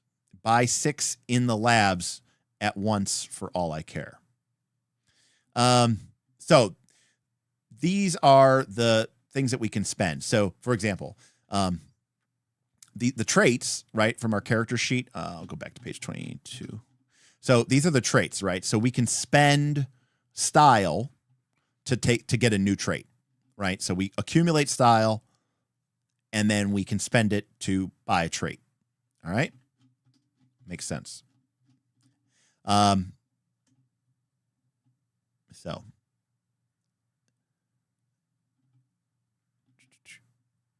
All right. Then we have arcs. All right. Now, arcs cost trouble. But remember, we want to get rid of our trouble so that we can spend it in the next run. And so we see back on the character sheet here, these are all the beats over on the side of this character, right? And so basically it's saying we can only take one of these per downtime phase. But it's sort of, and you can see how much trouble or how much style it costs to go down that arc. So, like the family arc. Slugblasting is not exactly embraced by society, as with underage drinking, rap music, or eating Tide Pods, opinions can vary wildly. The moral panic of the century, a thorny societal issue, or just kids being kids. But even if your family is completely checked out or astoundingly permissive, there's always ways to get you in trouble. So, for example, we have a bunch of trouble. So we come out of our run and we decide to buy trouble at home, which costs 2 of our trouble, which is a good thing. We want to clear our trouble. Our family disapproves. How? Why? Do you care? +1 slam. So we get a kind of a harm, right? Are we distracted? We're worried. And we pick a teammate who notices. And principally and predominantly, right, this is just designed to create and inspire some role playing. Final warning, 3 trouble, an argument, punishment, or ultimatum. What do they want? What do you do? What don't they understand? What don't you? +1 doom, right? So now we're adding one of those permanent things to our characters that's going to affect our epilogue. The last straw, 4 trouble, nuclear war, scorched earth, and words you both regret. What's up, Mike? Thank you. Make it tipped $5. Ahoy, Derek and fellow knights. Hope all is well. I'm several videos behind now, but we'll catch up soon. Double entendre intended. Very nice, very nice. Thank you, Mike. Yeah, we've been streaming a ton, so you got a lot of videos to catch up with, and thanks for stopping by. Thank you for the tip. We're $5 closer to my new top-down camera rig. And then lastly, if we go all the way down, but thanks, Mike. Good to see you. If we pay for style after we've gone down this, we can have redemption. Who makes the first move towards forgiveness? What's changed? How do you treat each other differently now? We get to subtract 2 of our dooms, and we get to add a legacy or a trait. So if we make it all the way down this thing, we can kind of undo the hurt and actually grow from it, right? So it's just like an arc, And they all seem to be kind of worked out the same way, right? Trouble, trouble, trouble. In this case, this is angst, right? So angst, struggling, darkness, catharsis. These are for your crew, right? There's an opportunity, a challenge, a fight, and then you guys make up, right? Good stuff. So, and then there's a whole thing here. Angst and family beats can be fun, tropey, and even therapeutic, but they can also get heavy. Remember to be chill and check in with each other. I also recommend using script change for the same reasons. A lot of people have tough teenagehoods and may not want to revisit all that right now, especially while you crack jokes with your mouth full of chips, Cody. All right.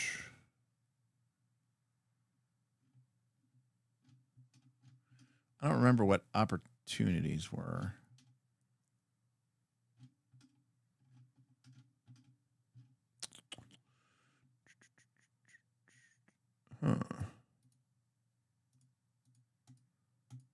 Oh, there's a section here on opportunities, but it doesn't really say what they're for. You earn an opportunity as a downtime action.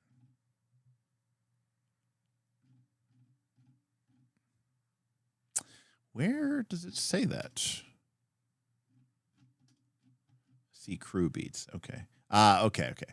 For 2 style, something great happens to the crew, roll an opportunity. For a challenge, roll a challenge. Got it. Okay. For a fight, add a fracture. Okay, got it. Thank you. So for opportunities, it's just a random opportunity that comes up for your crew. This person's really into Tide Pods.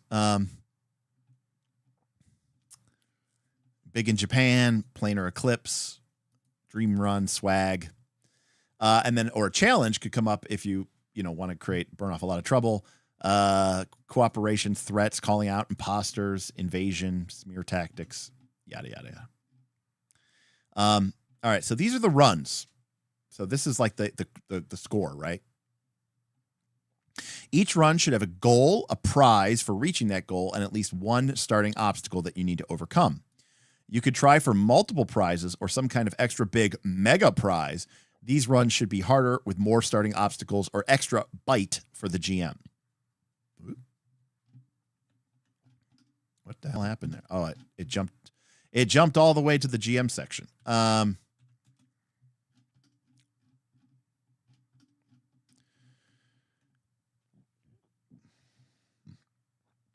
Use the run and prize ideas included here. Check out the featured locations for each world or come up with something yourself.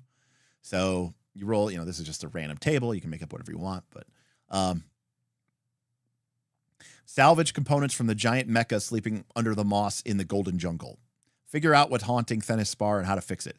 Tag or poster a string of worlds before getting caught. So they're basically all heists. A team survived in Quahalia for 4.2 seconds without their logic binders. Can you do better? Pull a hilarious interdimensional prank. And then the prize. They might get 1 style. They could get 3 to 5 crew style. They could get extra gear or components. They could get bonuses with a faction.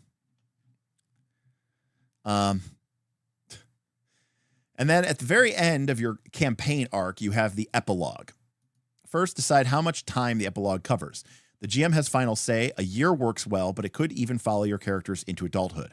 Then each player rolls 1d6 per 2 doom to determine their epilogue's low point, and 1d6 per 2 legacy to determine their epilogue's high point. This kind of reminds me of Fiasco.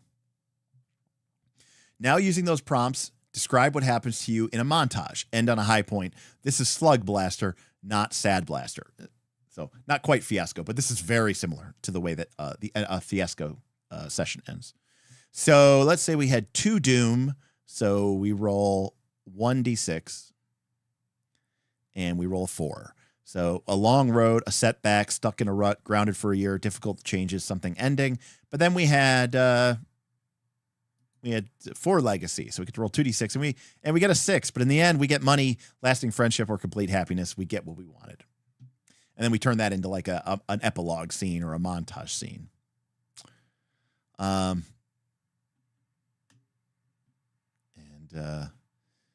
Something that looks just look at got the Windows Media Player. You got obviously you've got the AOL Instant Messenger here. This is straight like Windows 98 or something or that's good stuff. Windows Me. We'll make it Windows Millennium.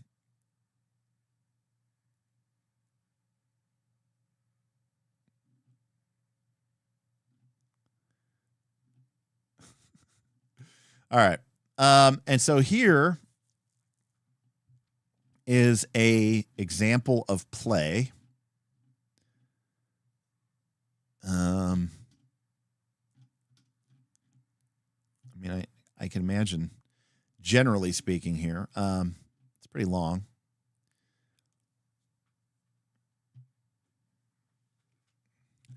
Yeah, like, let me just give you an example here. And again, I'm lame, right? I'm not a cool kid. So the GM says, okay, you found your way into the abandoned mall buried under the dunes. You're on the 2nd floor. There are toppled over vending machines and a big mall map pedestal with the Wicks graffitied all over it. Do we see the candy store you heard about? That's our goal. So obviously the goal for this was to find some candy store in the mall. And then Doug says, weird alternate universe candy. I want it. I want it so badly. No one I've ever played RPGs with in the history of me playing RPGs would ever say what Doug just said there. Now, again, maybe I'm just playing with the wrong people, but no, nobody, nobody would ever say that. Just saying, like it's you read this and like, could I imagine Sam from Critical Role saying this? Yeah, I could, or Ashley or something. But is any real human being ever actually going to play like this? No, never. I'm sorry. Like, I mean, again, maybe there's someone out there who's going, oh, this is exactly the way we playing. And again, I appreciate it, but it for me, it's just like so obviously not a real example of play, right? Anyways, we're gonna skip this example of play. Let's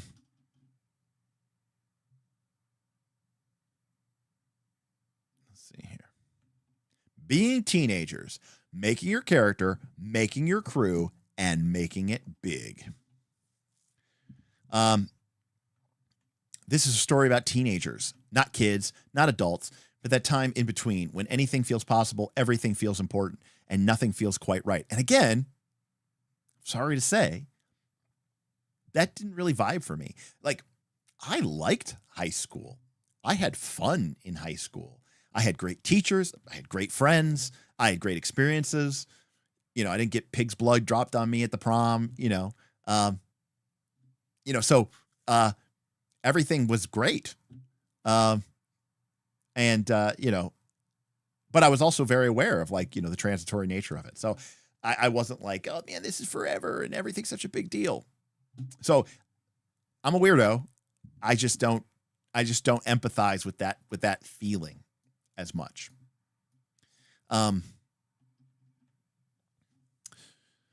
It's something we've said before on this channel, and I think it's worth saying again.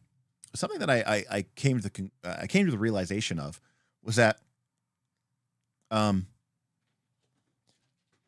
I came to this realization because of my roommate Amanda and how she loves playing The Sims, and I don't really like playing The Sims. And the realization was she's had a very tough life, a lot of family problems, family members in jail, and she had cancer. It was a whole thing.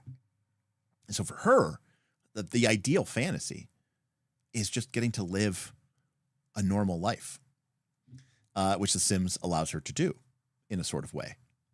Whereas for me, who had kind of pretty much a totally fine upbringing and totally life, that if anything was a bit boring, right? The thing that I look for when I think of fantasy is I want, the impossible choices, the grueling decisions, the angst, not the angst, but like the trauma, the difficult choices, the adventure, the excitement, the danger, because that's what I lacked growing up, so,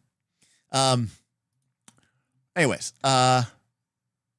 so we pick our personality. So that's basically our playbook.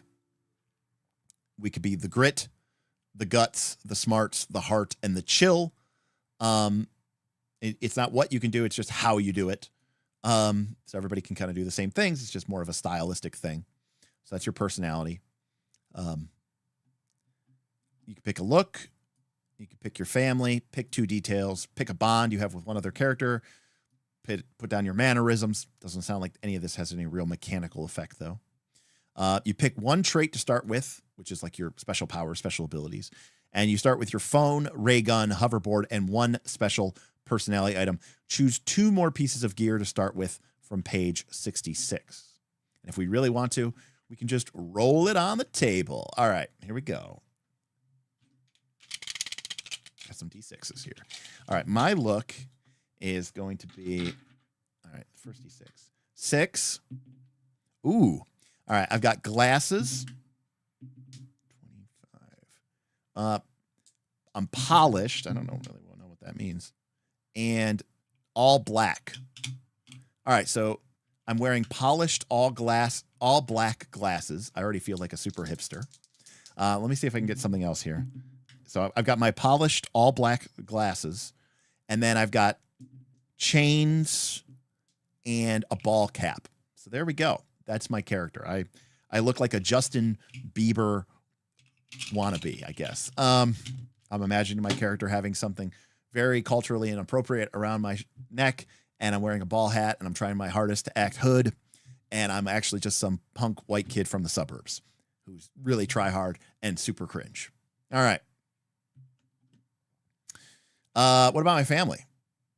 This will be perfect if they end up being wealthy, because that'd be great. Here we go. Oh, perfect. All right. They are rich.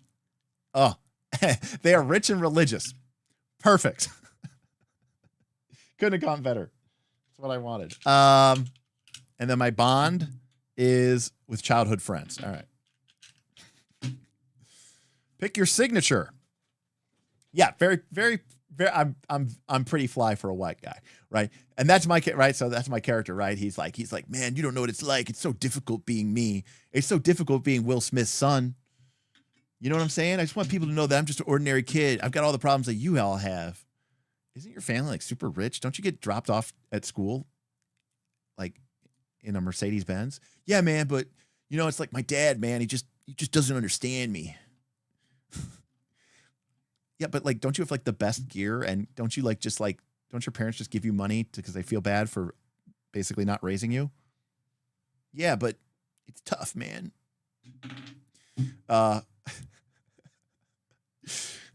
You know what it reminds me of? I don't know if you've seen that. I don't know if you've seen this Saturday Night Live skit. Hold on a sec. Loading, please wait. We're gonna pull this up here. Pete Davidson. Here we go. All right.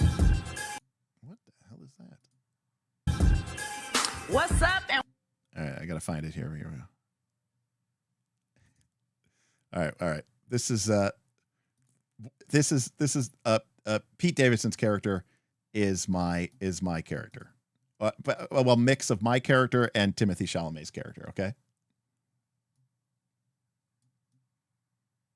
Here we go. There's space for all of us. I mean, hip hop is constantly evolving, and I respect y'all for doing y'all's thing. No. See, okay, hold up. You gonna respect this? Check it. Yee, skirt, yee, skirt, roll up, yee, drop that, yee, skirt that, yee, pop that, yee, hey. You never loved me, Mom, but I needed you, whoa, yeah.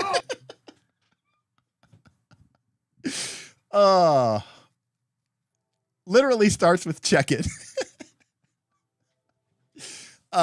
So yes, so that's my character. I'm Pete Davidson's character in the orange, except they're black. They're all black glasses. We got the dyed hair. I've got the hoodie, and I've got the gold chains. And you never loved me, Mom, but I needed you. Whoa. All right. So you can already see the kind of the way that Derek is thinking about this game. All right, then we pick our signature. Your signature is a custom piece of gear. It's what makes you special. What does it look like? What mods does it have? You pick one starting mod that costs 2 components, and we can see that on page 53. Okay. We also name ourselves. And then here are the 3 or the 5 books, playbooks, right? So we have the grit, and we've got the guts, and we've got the smarts,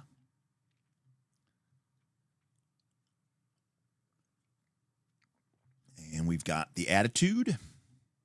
Oh, sorry, the heart. And we have Captain Planet. We have the chill. Now, interesting. This is kind of a cool way. Remember, you don't get you don't roll dice. You just roll 1 dice. Well, you roll 1 dice bonus. So the grit, right? Describe how your grit helps your action, then boost or kick as needed. Also refill 1 attitude whenever you fail any action. When the going gets tough, you know. So whenever you fail, they get back their dice, right? But you have to spend them, right? but you need to fail in order to respend them. The attitude, the guts, again, has a bunch of bonuses, but they lose them, and then they refill them whenever they attempt a trick, even if they fail, right? Then the smarts, you'll see, doesn't get the same number of bonuses. Instead, they refill one attitude when you or a nearby teammate fails an action. You learn from failure. So another character that wants to fail. The heart helps anytime you or an ally succeed. And then the chill just gets bonus D6 to all actions. Things always just tend to work out. So they don't even have to worry. The chill doesn't even have to worry about managing all these things. They just, they're chilling. It always works out for them,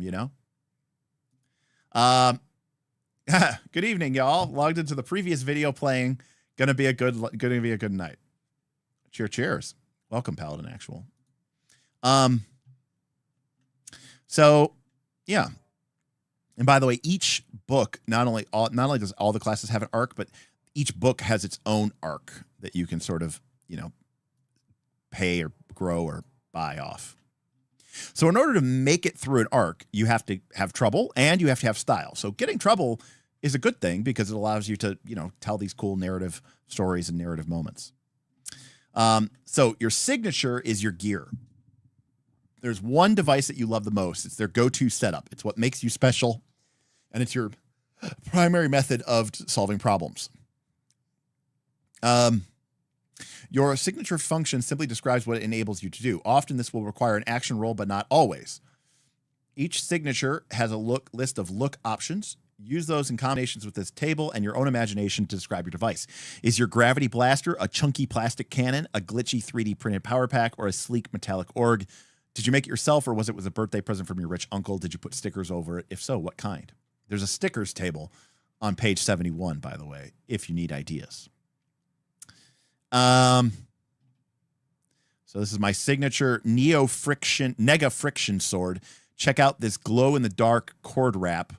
Rescoped an old first generation nth gear to make this slip rattle. Getting a dope negative 0.02 frictional coefficient when at full power. So you can describe how your signature helps you with an action, and then you can add dice or kick as needed. We can also mod it and add coils and gems and discs and stable things, like building your own lightsaber. So that's what the other part of our character sheet was. The other half of our character sheet from early on. Remember, you had your character sheet. You had your actual playbook here on the left, and on the right you have your signature, right? So this is their signature, and these are the mods that you can spend, and you have to acquire lens and gems and discs in order to buy them. And that's the look, right? So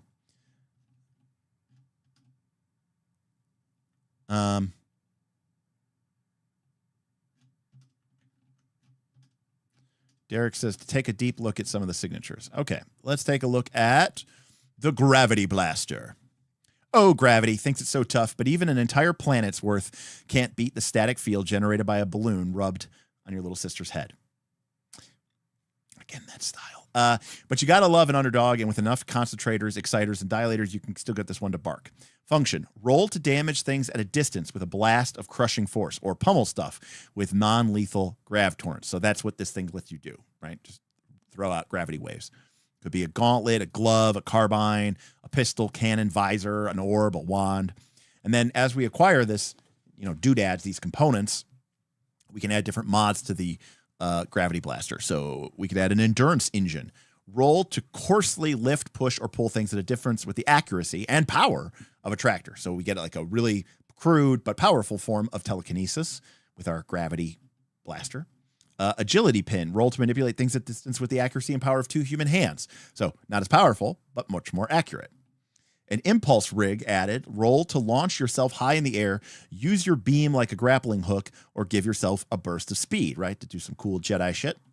Gravity spasm. Mark 1 turbo to avoid a physical slam by creating a brief invisible force field. Remember, slams are harms. So basically, if we mark a turbo, which is like the resource of our signature item, then we can basically avoid a physical effect because we popped up a force field. And lastly, for 2 coils, a gem, lens, and a gem, we can create a field inverter, or rather add a field inverter. Roll to temporarily modify the gravity of a room size or smaller area you target with your gravity beam. Choose whether the gravity there is increased, decreased, reversed, pointing sideways, etc. Roll each time you want to change it. If you've played D&D before, hopefully you've experienced or cast a reverse gravity spell, and it's kind of the same basic idea there.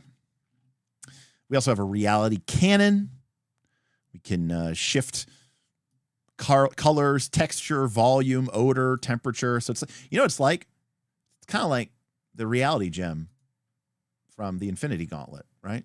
Like how you can just like, you can't actually really do anything, but you can kind of like create like alternate versions and realities, different reality versions, and lots of illusions and stuff. We can have a robot companion. We could have powered armor. We could have skip mode runners. So like really sick tennis shoes. We could have, oh no, sorry. Those are the Rift Ninja sneakers. Oh no, they're both. One is Rift Ninja sneakers for sneaking around. One is skip mode runners for doing some sick parkour. Photonic jacket, a nega friction sword, a hyper optic visor. What does that turn you into? Turn you into Cyclops. A kinetic deck, a voidware backpack, a hard light board. And those are our options. Okay, a lot of stuff. So between, 5 playbooks plus a variety of these different things, it's a lot of stuff to read. I mean, right? Because like you'd want to, I guess it's just go whatever you think is cool, right? Do you want to have a cool nega friction sword, or do you want to, have a, I wonder how often something like the photonic jacket gets taken over, hyper optic visors and nega friction swords and gravity blasters and power armor. But you never know. And then we have our base gear. So everybody has their phone and everybody has a ray gun. And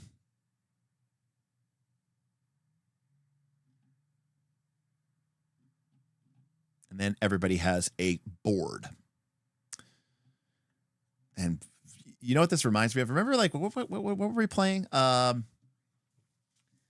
We were doing the first look on Twilight 2000, and it just had all those different lists of different weapons, right? Russian weapons, German weapons, U.S. weapons, different, calibers. And I was just like, this is like gear porn for people who care about guns and like military history.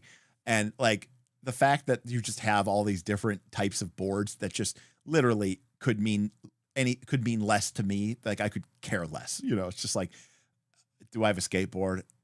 Yeah. Okay. Like it, it's one of those things where it's like, to some people, this is really cool.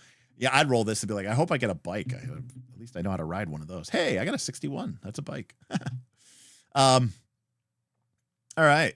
Well, the nth gear board created Slugblasting as we know it. Hoverboards had been around as dorky novelty toys for a few years, and popularian teens had been sneaking into other dimensions for a while using other methods. But the moment those 2 bored surf rats invented the nth gear, everything changed. The new board had something other hoverboards didn't: feel. You could feel the contours of space-time under your feet, hear the board cut slush in decadent ASMR waves. The world was your skate park, rocks and rough streets paved over by smooth, undulating blankets of space-time. Curbs became kickers and walls became quarter pipes. You could snowboard in the summer, surf indoors, and skateboard on grass. But there was more, of course. Riders soon discovered that with the right speed and angle, they could plunge through the thin space-time membrane all around portal zones. So now what we're getting here is basically, it's like the hoverboard from Back to the Future Part 2, which they called out as being a big inspiration for them. It's basically the idea of like, basically you can skate on anything, right? Like you're not skating on the reality, you're skating on the space, the waves of undulating waves of space-time. So basically your character can just kind of like, skate on anything. It's really what this comes down to. It's not quite flying. It's kind of almost like the way that like Iceman gets around in the comic books, if you're familiar with that. That's how I see it anyways. And then add on to the fact that we live in apparently the only place in the world that this can occur because there's a nuclear accelerator or something nearby. And then we can plunge at the right angle and hop through portal zones and go skateboarding into other dimensions. And then there's other stuff that we could have on our character sheet that we can mark off of our character sheet, grappling hooks and hacking tools and hard light markers. And again, this stuff costs that stuff. There's another fake ad. And then here's our stickers, pins, and patches random table. And then lastly, we have making our crew. So this is similar to you know, whether you're assassins or if you're hawkers or you're smugglers in Blades in the Dark.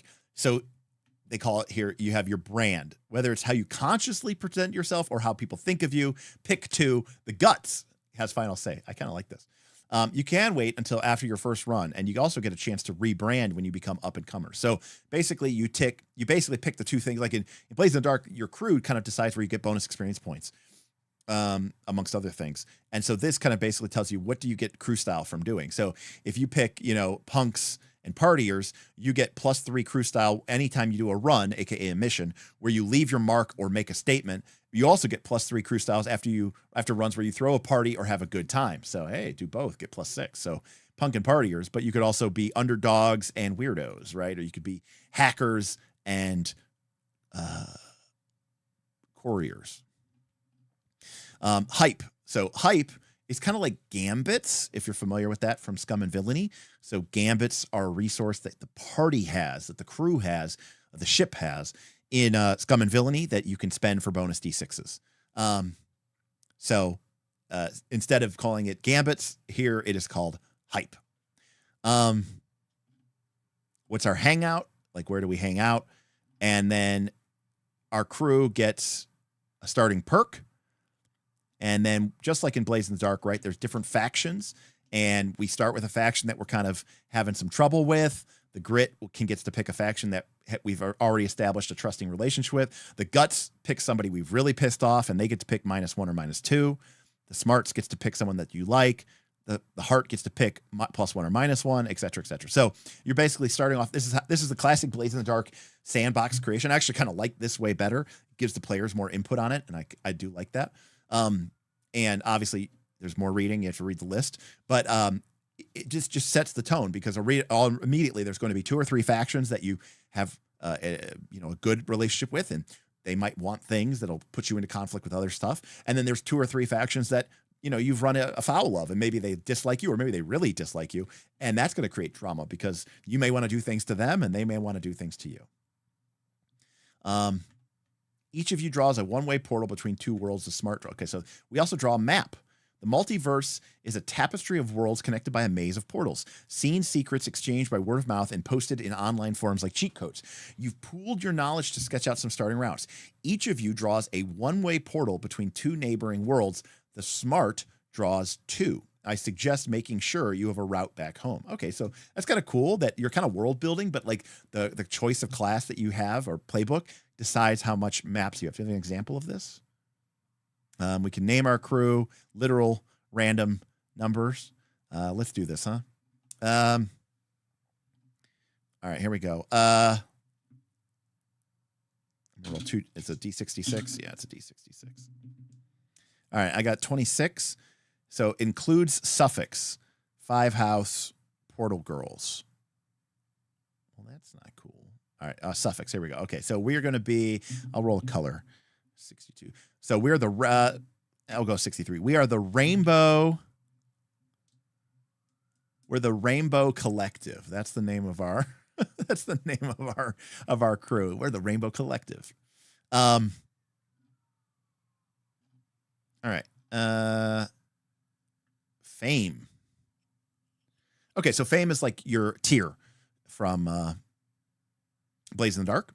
And as we start as nobodies, and then we can become up and comers and well-established and major players, rising stars, all the way to legends.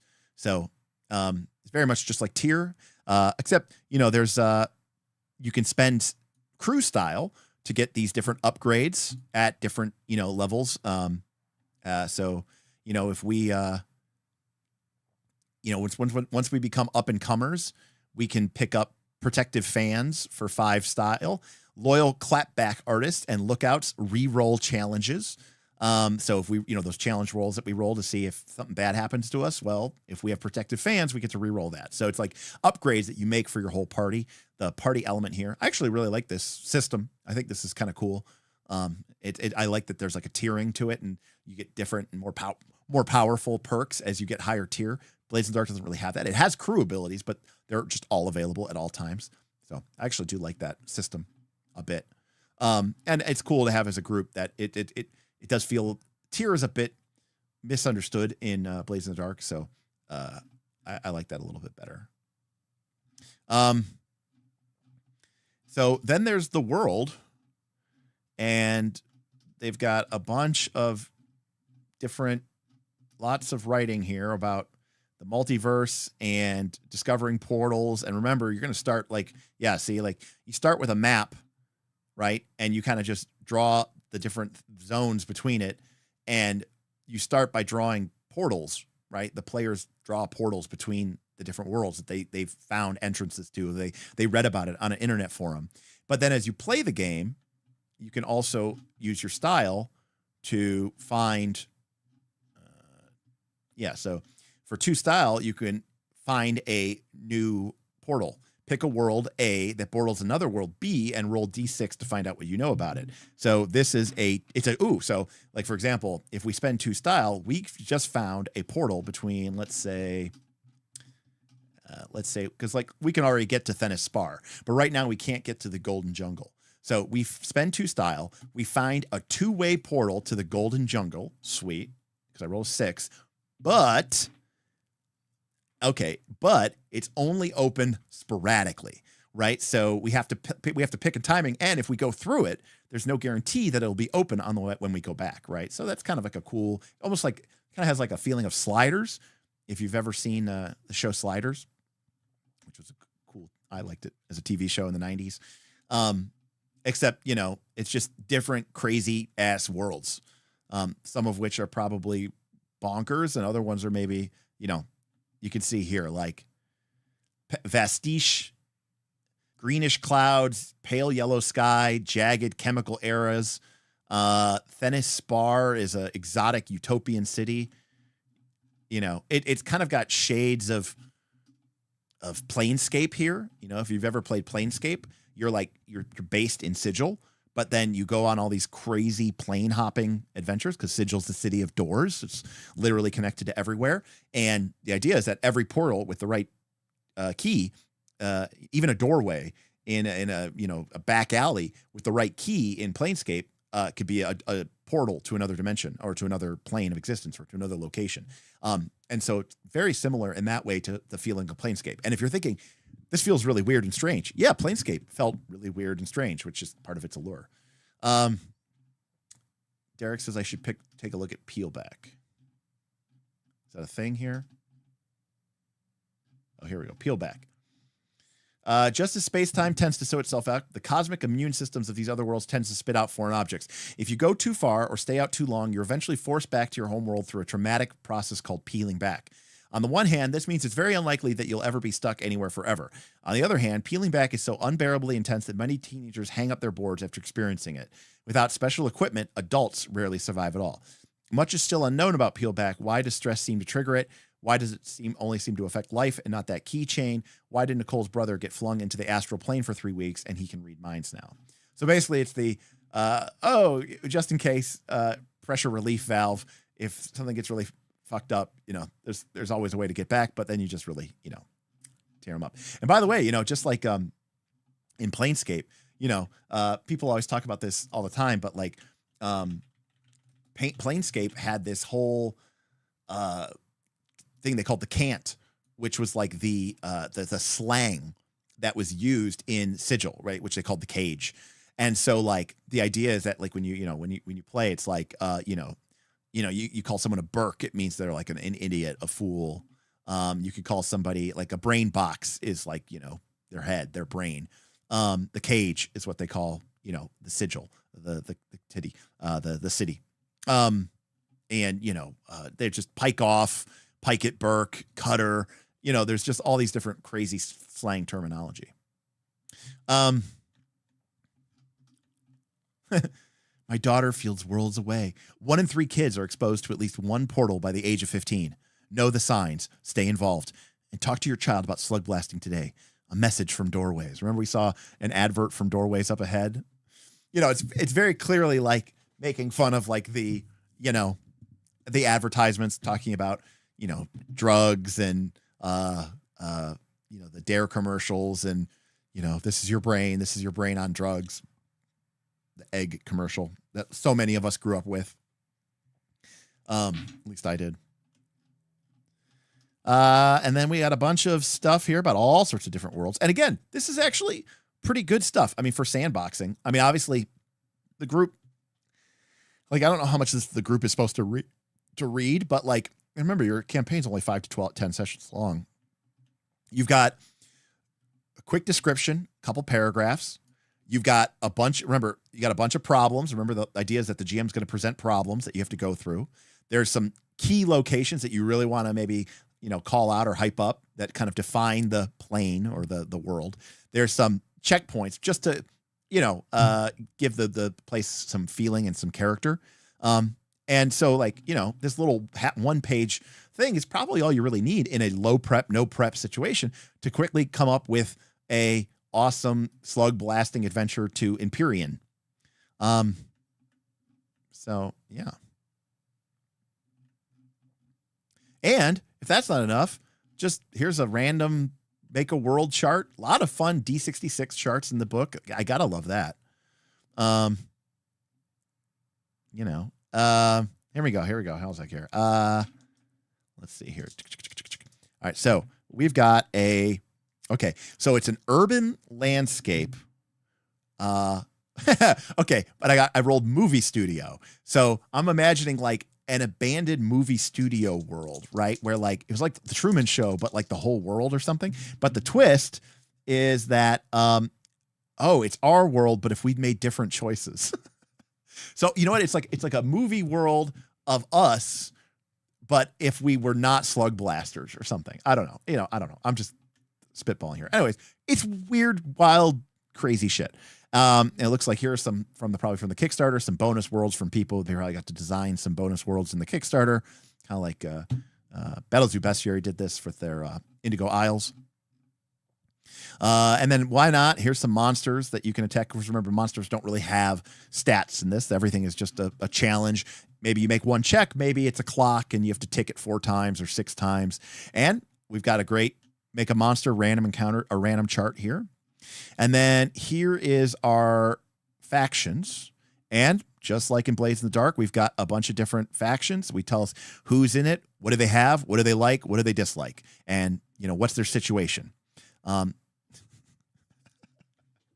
gotta admit, you know, the ads in this are really starting to grow on me. You know, if you choose to do it safely, right? Like one of those like safe sex, use a condom, you know, type advertisements from the late 90s, early 2000s. And it's always just like the most like diverse group of teens. And like the crazy part, obviously this is stock image, right? And it's just so funny that it's like being applied to, you know, learn more at safeslugblasting.org. The ads have actually gotten to me. That actually works for me. I do like that. Big list of factions. Everyone gets 1 page. It's more than you get in Blades in the Dark. I like this. I like that they've got information about each of them. Here's some authority factions, you know, people who are trying to maybe, you know, come for your fun. Here are some sponsor factions, people who want to hit you out and, you know, make you into a corpo sellout, which is really fun. And here are different crowds, which again, different factions, which represent like the people, right? The fans. And then we got a big section here about how to run the game and information about being the GM. And so here we see, this is something that we don't always see in Blades of the Dark, is this idea of GMs having a meta currency. And this is very similar to Threat, or Doom from the 2d20 Modifius, or Fear from Daggerheart, but this is called Bite. And it says, Bite is a resource the GM spends to introduce shocks, surprises, and other challenges that could feel unearned or unfair. Not all tables want or will need to use Bite, but I find it helps me worry less and have more fun. During the refresh, the GM collects 1 bite per player and gains extra bite when certain challenges and dares come up. Remember, dare is like their devil's bargain, and one of the ways that you could pay for the devil's bargain, aka to get an extra die or to kick an effect to make it bigger, is you can give the GM a bite. And certain challenges will generate bite, aka if you roll low, the GM might generate bite. And basically, assuming, at any time you can describe their situations, you can cut to the action, you can start a looming danger track, aka basically at any time you can hit them with a super soft move in PBTA terms, right? So you don't need bite to do everything. But when they roll a problem, hit them with a snag, hit them with a slam, or just gain 1 bite you can use later. And I like this because this gets into the classic Blades in the Dark problem that I solve by having things occur off screen. And a lot of people, because sometimes when you're running a Blades in the Dark game, the players will roll low, and you don't want to just ignore the roll low because they rolled low. Like there should be a consequence, there should be a penalty. But a lot of people struggle because they go, I get that we rolled, or I get that we should feel like we should roll here. I just literally can't think of a consequence right now. And there's the idea of like, well, then maybe you shouldn't be making an action roll, which is fine. But that's just not the way it works in real life. In real life, sometimes people are going to roll, and then they're going to roll low, and then you got to come up with a problem. And you're like, I don't really want to cause a problem right now. It's not a place where I want to snag or slam them, right? It's not a place where I want to twist or give them a condition. And I will always do things, and I've talked about this before in my Blades in the Dark streams, where I will talk about like ticking a clock off screen, even if it's not necessarily tied directly into the fiction. And a lot of people had a problem with that.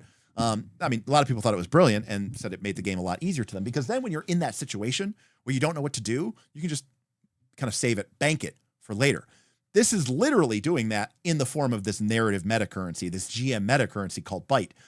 And what's strange is I think some people would actually have an easier time with this than with the methodology I was prescribing. And so this is very convenient and very easy, because what it means is if it doesn't feel like a time or a place where you want to hit them with it, you can still give them a penalty for rolling badly, but you can just bank it and save it for later, right? So you're threatening future badness, but you're doing it in a very abstract quantum way.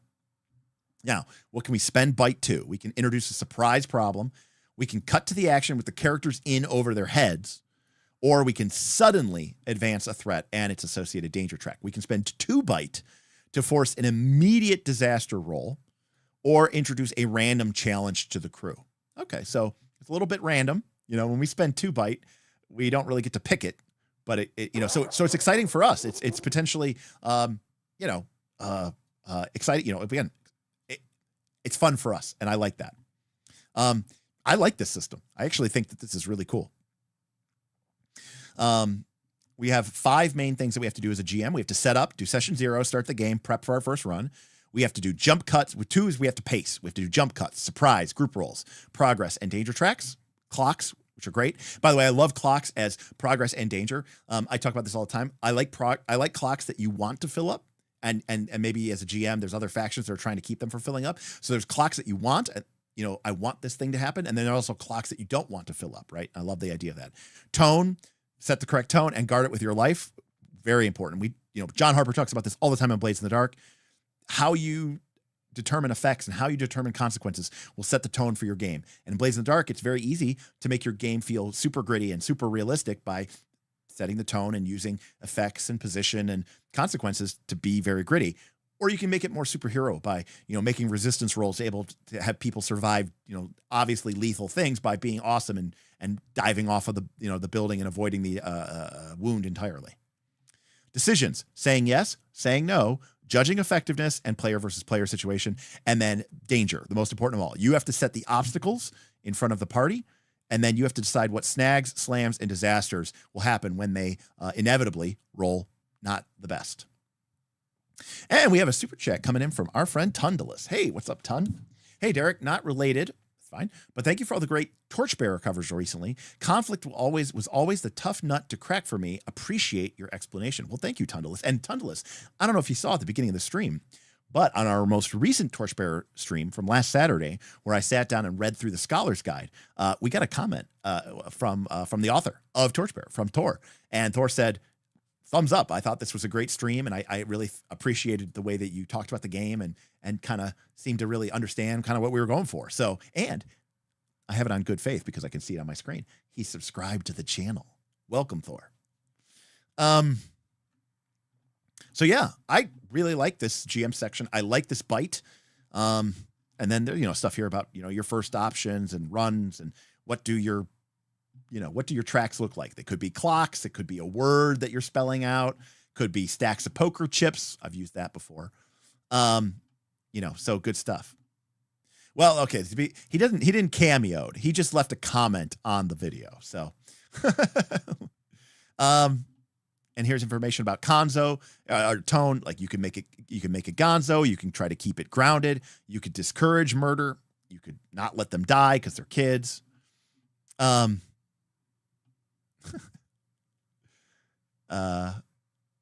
again, here's information on teaching you how to, how to be a decision maker and how to get that stuff done. Information about danger. I mean, so much of the Blades of the Dark is so good because it gives you good advice on how to do these things. This is some of the best stuff I've ever seen in the space. Talking about what a snag is and how that would work and different options, and not just showing you, here's a list of examples, but here's how you actually create snags. Here's how you create slams, and here's different things. Now, John did this in his deep cuts, right? He added that progression, that adjective progression of harm thing, which I thought was very useful because a lot of people struggle with that. But that wasn't in core Blades. That was a new thing from deep cuts. So I like that the author is putting this stuff in here.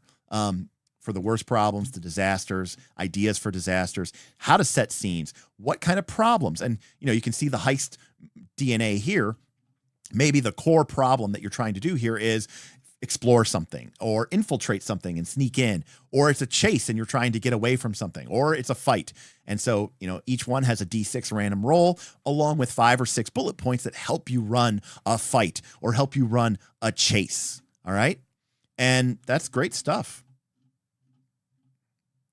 And, again, more fun D66. I love that they've used this same style here. There's like a venue, which is a D6 by D6, a D66 table. And then there's this kind of double D6 guests. And then there's the double D6, the twist. And all of these have been set up in the same format, which I think is really cool.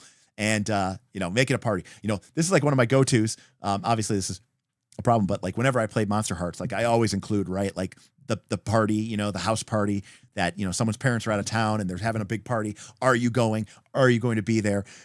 Does Buffy does the chosen one, the Buffy Vampire Slayer, kick in the door in the middle of the party because she's here to kill the werewolf, who is also the quarterback of the football team.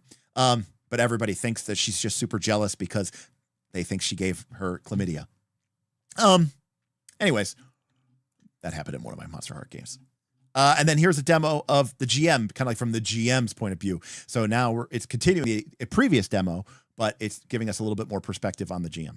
And then alternate rules, how to change the game up. If you want to play longer, you can make it more difficult or less difficult. You could introduce flashbacks if you want. You could introduce crits, hype generators, lots of cool little alternate rules. Other stories, rules for playing solo.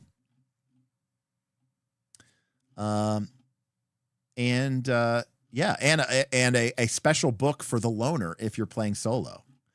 And then an index. All right. Well, we did it. We made it through the whole book. The index looks good. It's on 2 pages. Seems like it's mostly comprehensive. Yeah. So that, as they say, is that is Slugblaster, kick flipping over a quantum centipede. Tim says that poker chips have always been my favorite hero point style token. I love it. I love the physical act of handing someone handing someone a hero point, and I love the idea of someone feeling like, yes, I'm putting it back.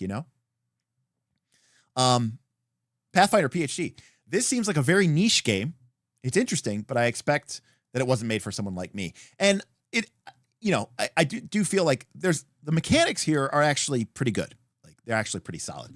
Mr. Rawlings, $20. Thank you so much. Thank you for covering Slugblaster. Glad more folks are going to get exposed to this game. So there's two things to break out here. Thank you, Derek, for that. First is the underlying mechanics. This is clearly a Forged in the Dark game with some interesting and unique things. I don't mind / actually kind of like that they got rid of actions, that they got rid of the list of skills, because I think the list of skills tends to, when people come to Blaze in the Dark, it tends to make them think it's like a D&D game. And they tend to start thinking in the context of D&D. And they start looking at their skills as buttons they can push. And that's, and actions. And that's not the way that they're supposed to work. This game relies more on you using the stuff in the fiction, using your gear, using your resources. And you're basically describing whatever you want to describe. It's how you build a dice pool. Apocalypse Keys, which is powered by the Apocalypse game, does something kind of similar. It got rid of the ability modifiers, and instead you have to spend this currency, which is kind of like the darkness, right? Apocalypse Keys is like Hellboy, the RPG, but powered by the Apocalypse. And normally powered by the Apocalypse, you roll 2d6 plus your ability modifier. But in Apocalypse Keys, you don't have an ability modifier. Instead, you have this pool, which represents your like dark power.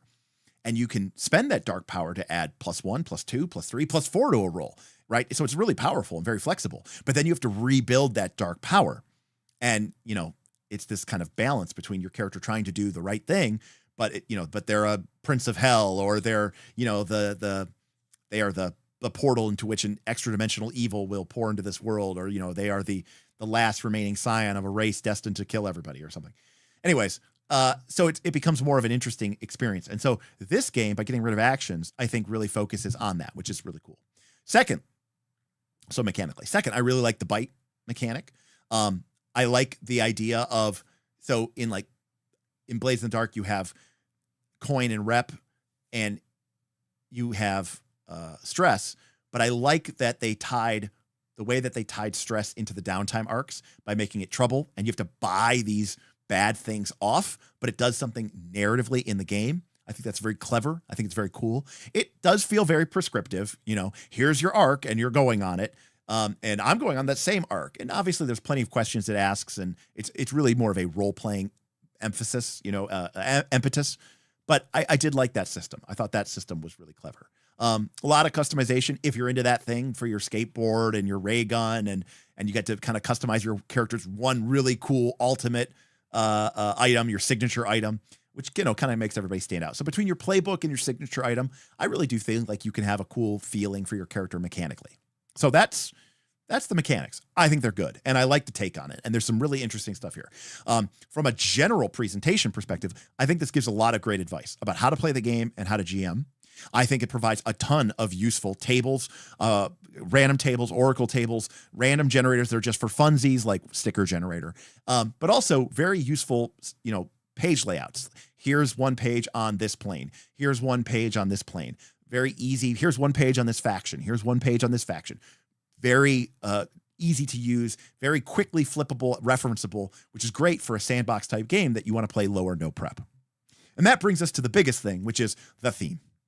It is, this kind of punk teenage skateboard mentality, these crazy jackass teenagers, violating the natural laws so that they can take their essentially their space skateboards and go be, punk kids, and doing it for likes and doing it for corporate sponsors and going and doing crazy shit and getting sick views on TikTok, right? It's kind of again, I don't know if it's a nostalgia, maybe it's both, maybe it's like a nostalgia play, but it's also maybe sort of a critique of, of what we think are what's important and of that nature, and of the pain and the beauty of growing up. So obviously it's packaged into a very, kind of strange, weird, wonky vibe, but that doesn't necessarily mean that it's anything different than what you might have seen with a game like Planescape, right? You might come to play D&D and say, "Oh, I'm into D&D, and we're gonna be riding horses and and I'm going to be, riding horses and fighting with dragons, and the peasants are in their little mud huts, and, and there's a lord in his castle, and we're going to go fight orcs and goblins in the caves. And then you Playscape, which is D&D, but you're like, okay, so I'm in a city which is floating in the middle of an endless wasteland that is inside of a circular spinning donut, and the city has gateways that lead all over the interdimensional, and the main guardians of this place are people who walk around, float around, and they speak by projecting images into in front of them that are like those, like, key minus I plus, duck plus, so it's like this crazy, like, you're like, this isn't my D&D. My D&D is orcs and caves and dragon slaying and lords and castles and peasants and villages. That's totally fine. And then there's games like Dark Sun, and then there's games like Planescape. So to me, Slugblaster is the love child of someone who really likes skateboarding growing up, plus Monster Hearts, right? This angst of teenage growing up, plus Planescape. And in general, I think that's pretty much sums up the game. Now, is that a game I would want to play? Probably not. But, they say the game's only 5 to 10 sessions long. Would I do a 5-session campaign of Slugblaster? Maybe, and because the mechanics seem interesting enough, and I would probably play it very tropey. I would play it probably very stereotypical, right? Like I wouldn't be like, like I would be hamming it up for the purpose of like I was trying to make a teenage movie, right? And really just overplaying the pathos and the, just being like, my parents just don't understand me, man. Just like really, and because there was that sidebar about like, oh, some of this stuff can get heavy, and like that. Then if you have that stuff and you want to use this game as a way to heal your trauma, I am not the person to play with, because I will be making fun of it, and I will be like, joking about it. But that's just me. For some people, this kind of weird, crazy shit is, right up their alley, and they may actually find it, dare I say, therapeutic. Or maybe it's more of a nostalgia trip for people who felt that way as kids and maybe don't feel that way anymore. Again, you all mentioned nostalgia is kind of the more theme. And I definitely get a feeling here that maybe the author at that time in their life, maybe they felt like they were the king or the queen of the world. The world was at their fingertips.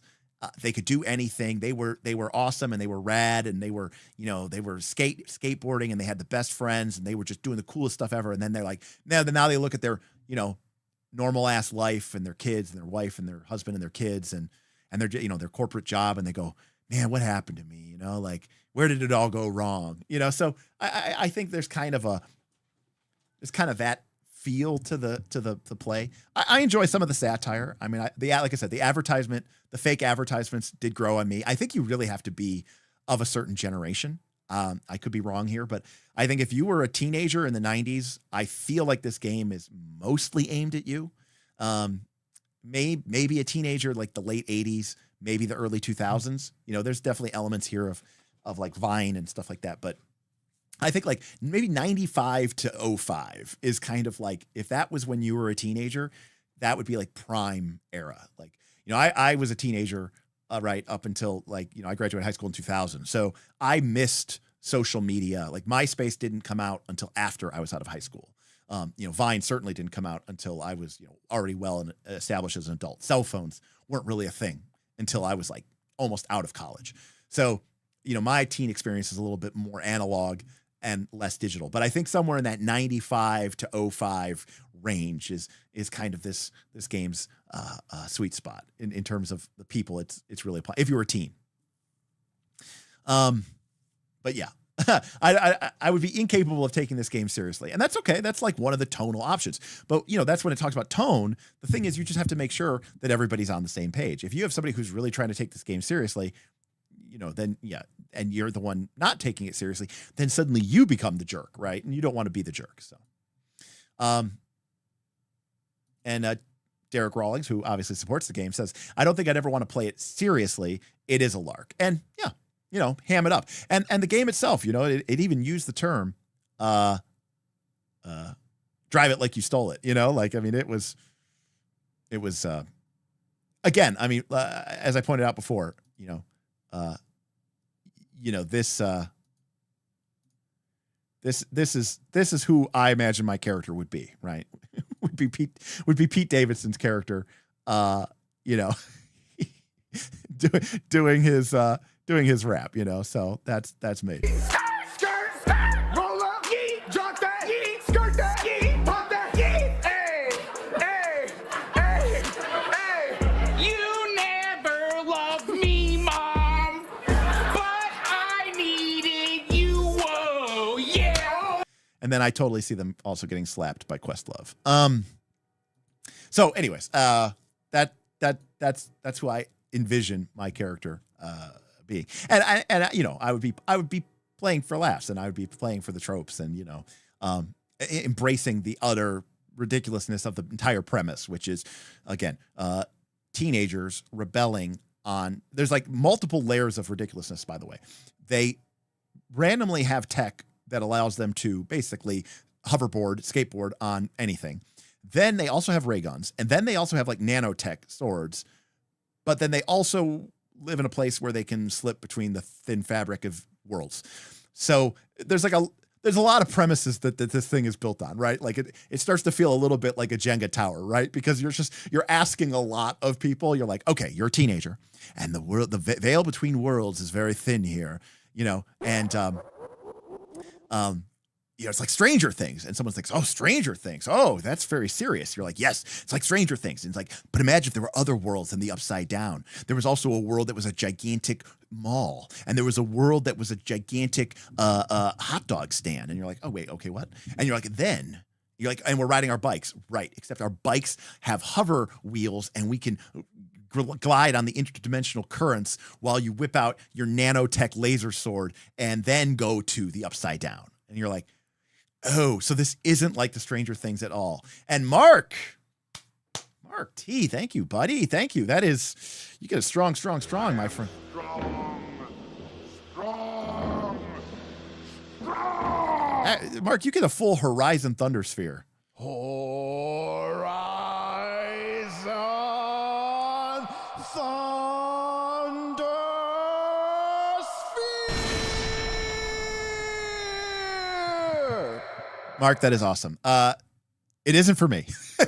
This is what I love about this is what I love about my community. They go, here's a $75 super chat. It's like, wow, that is awesome. That's amazing. And the comment isn't like, oh, this is amazing. This is my favorite game of all time. Thank you so much for showing it. It's the game's not for me, but at least it wasn't Chubos. Like this is like classic KOLC behavior. Look, I'll be real with you. I would play this game. I would probably rather play a 10-session campaign of this game than like one session of Chubos. Just being honest. I'm just being honest. There are very few games that I would say I would have no interest in playing. They exist, but it is definitely better than Chubos for me personally. I can say that. Now, again, I haven't played Chubos. It's not a review. All I know is that when I read it, and by the way, remember how I was saying that the author's choice of words in Slugblasters and the kind of autobiographical elements and sort of the inside jokes and cause was a little annoying to me. I would rather read that book over and over again than read the prose or language or whatever that Chubos used. Now, Chubos did have the advantage of being like a worm that like buried itself into my brain, like that thing from Star Trek II, Wrath of Khan, because I couldn't stop thinking about it. So that in that way, Chubos did work in that respect. Pathfinder PhD says, I think I'm warming up a little bit to Slugblaster. It's very easy to be put off by it. The art, the name, the style, the tone, but there's something that they're trying to do here, and I think that's a good. I feel like that too. There's a lot of Saturday morning cartoon vibes. I think they listed that as one of the inspiration points, right? So now that we've gone through the game, let's go back here. Like, what is this game? So, weird stuff like, Scott Pilgrim versus the world. And, if you've ever seen that movie or the comic, everything everywhere all at once, right? The movie with Michelle Cho. I can't remember her name. Michelle Yeoh. Right. Which is obviously a really weird movie, right? Like she goes to the world where like their hands are hot dogs and stuff, but it was like telling a somewhat serious story, right? About people and their lives and their, goals and stuff like that. And then they mentioned, Futurama, Adventure Time, Douglas Adams, right? So the inspiration here is definitely zany, crazy, weird stuff. It's just that you then mix that with stuff like, mid 90s or Lords of Dogtown skateboard movies. And then they also mentioned Earthworm Jim, Power Rangers, and Teenage Mutant Ninja Turtles. So, and then Tony Hawk's Pro Skater. So there's a very eclectic group here, and it's definitely like, let's take all these things that I love and just jam them into a game. So yeah, I think I can't say I ever saw Earthworm Jim. See, I was too young, or I'm sorry, I was too old by the time Earthworm Jim. Wait, maybe I wasn't. I could be lying.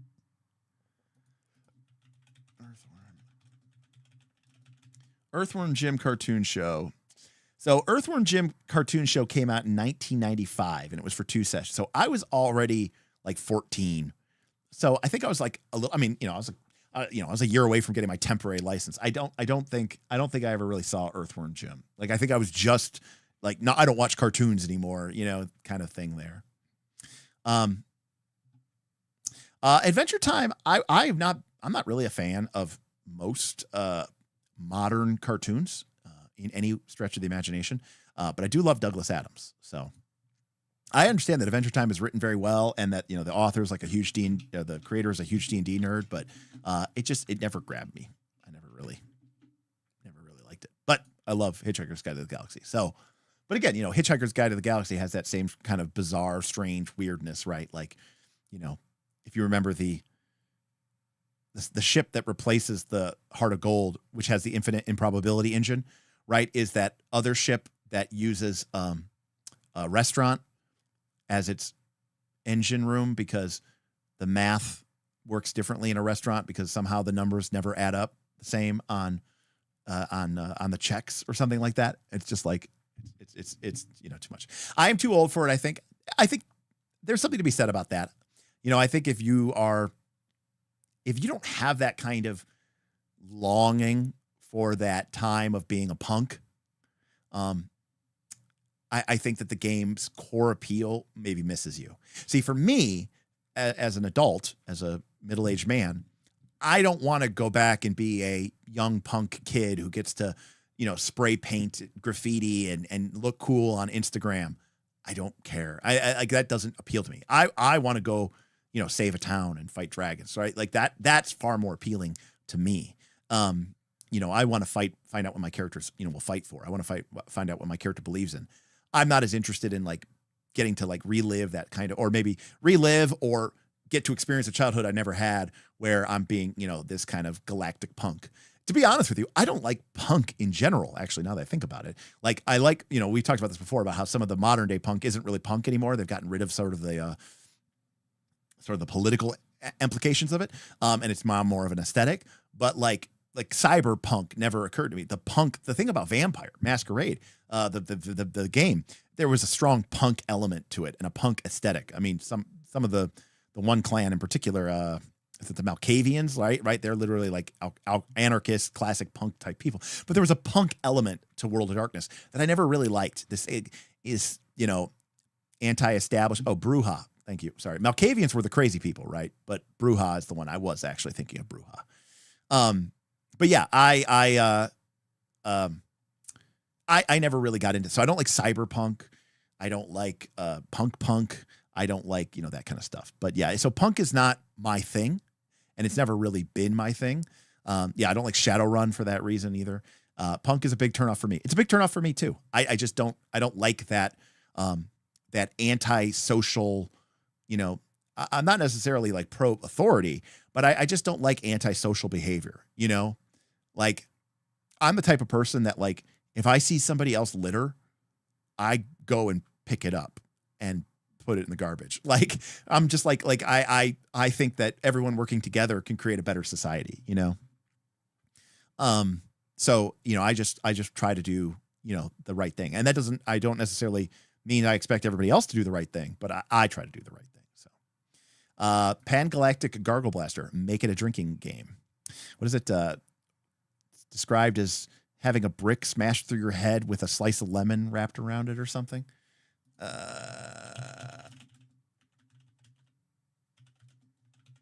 take a look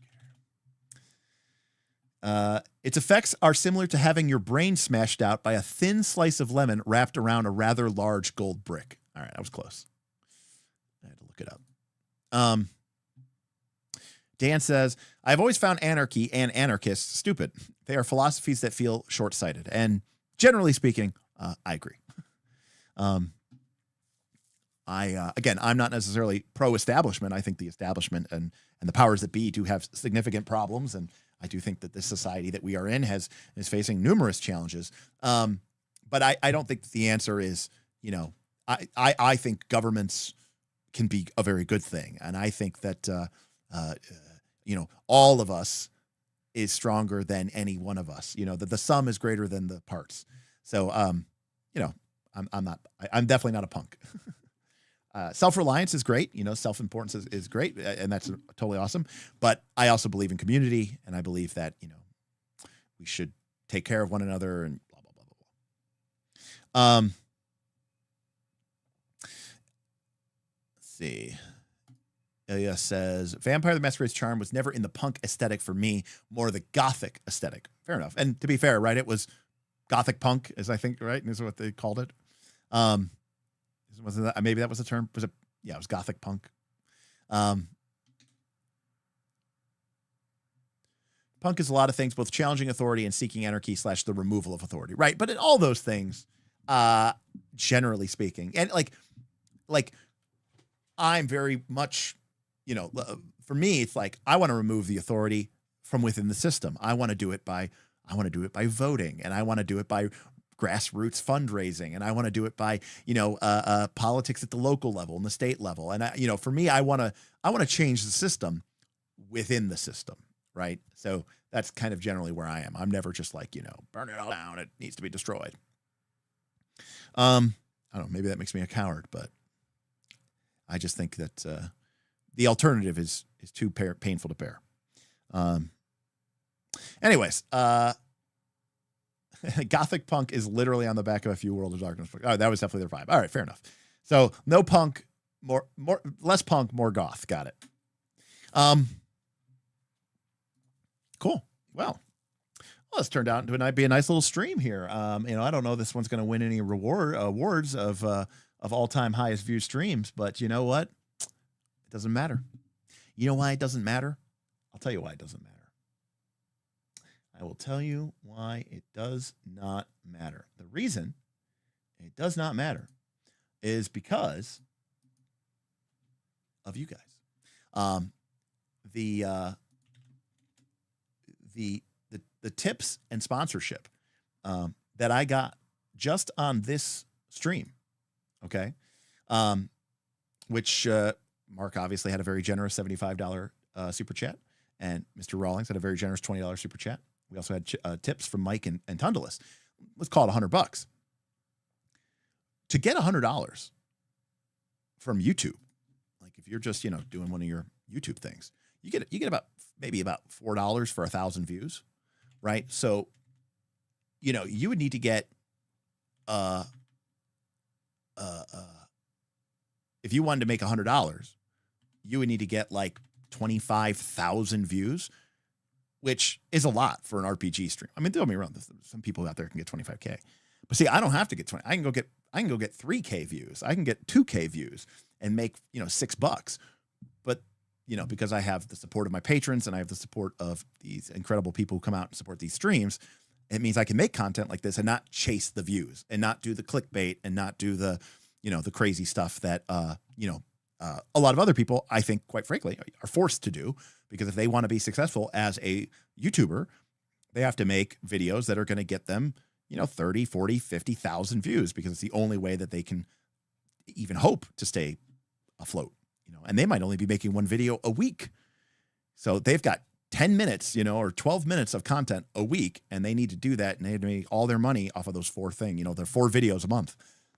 It's a lot of pressure to deliver. So I don't ever feel that pressure. I joke about it. So, I do this. It's become a part-time job, basically.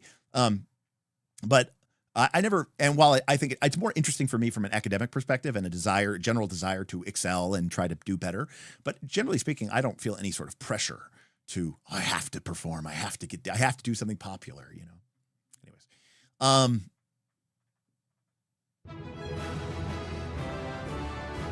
Hey, our buddy GM Scott, thank you. GM Scott tipped $25. Don't chase the views. Here's a little bit for some new glass. Well, thank you, GM Scott. In fact, actually, I would need some new glass because one of the things I want to do with this new potential setup is I want to try investing in the Blackmagic Pocket Cinema line. They use micro 4/3 mounts, and I do not have any micro 4/3 lenses typically are much cheaper than, say, RF glass or whatever. And I mean, I could just get, another R or something like that, or an R6 or something, R7 or whatever, to use as a camera. But I want to kind of experiment with the Blackmagic line, and they use micro 4/3, and so I would be buying some new glass, which is kind of exciting. Just use a C920. No, see the reason that I don't like the C920, by the way, I used a C920. I have a C920 somewhere. I don't even know where it is. I used that for when I did all books ranked. The problem with the C920 is the resolution on it is so shit. You can't actually see any of the words on the book. And part of what I want to do with this top-down thing is like really show art and maps and passages. And instead of flipping through a PDF, get to flip through an actual book with you all and actually have you all see it and have it be clear, but without having the camera have to be like right here in the shot, like 6 inches above the table. I want to be able to have the camera out of sight over here, but zoomed in well enough with a high enough resolution on a 4K sensor that we can get that kind of clarity of vision. This is Derek doing Derek stuff. This is where Derek goes and, spends $850 on a camera that he can show you guys maps. What's up, Tay? Good to have you here. Boothby says, the charm of Vampire to me was always the chance to be a blood-sucking monster.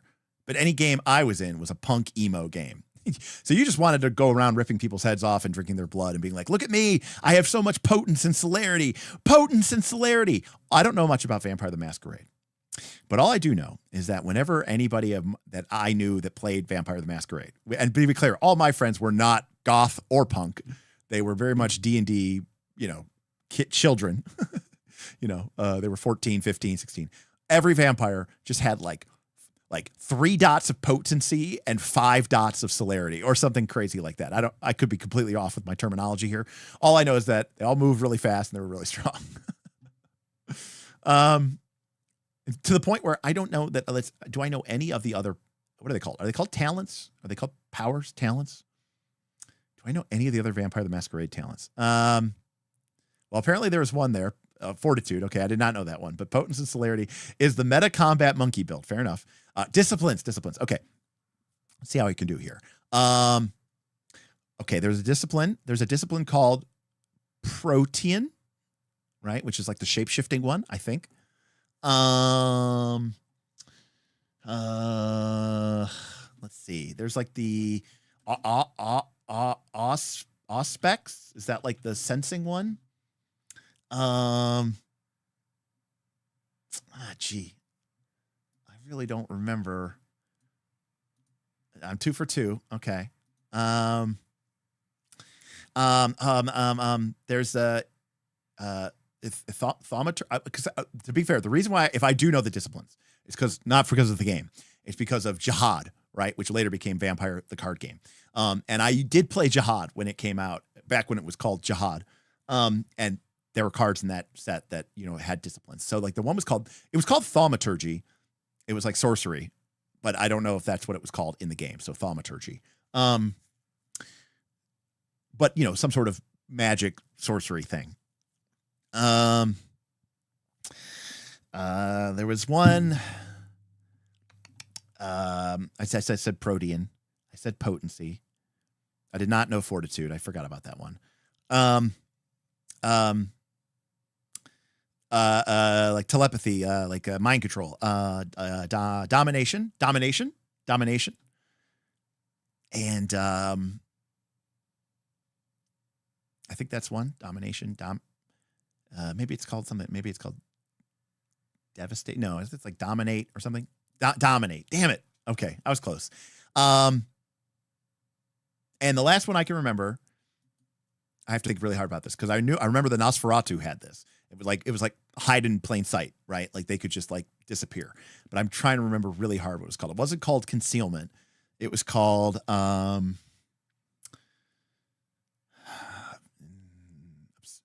obscure, obfuscate. Obfuscate. Okay. I was very close. And I was close. All right. And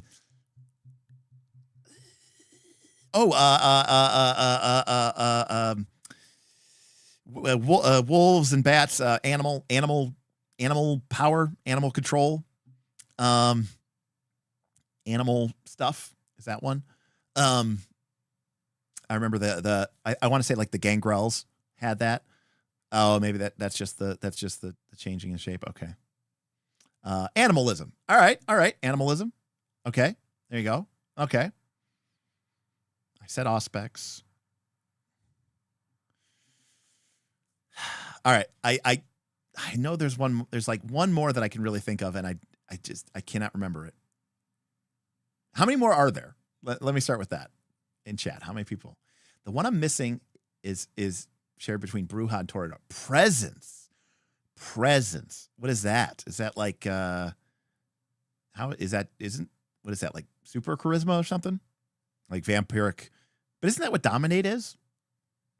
So what is presence?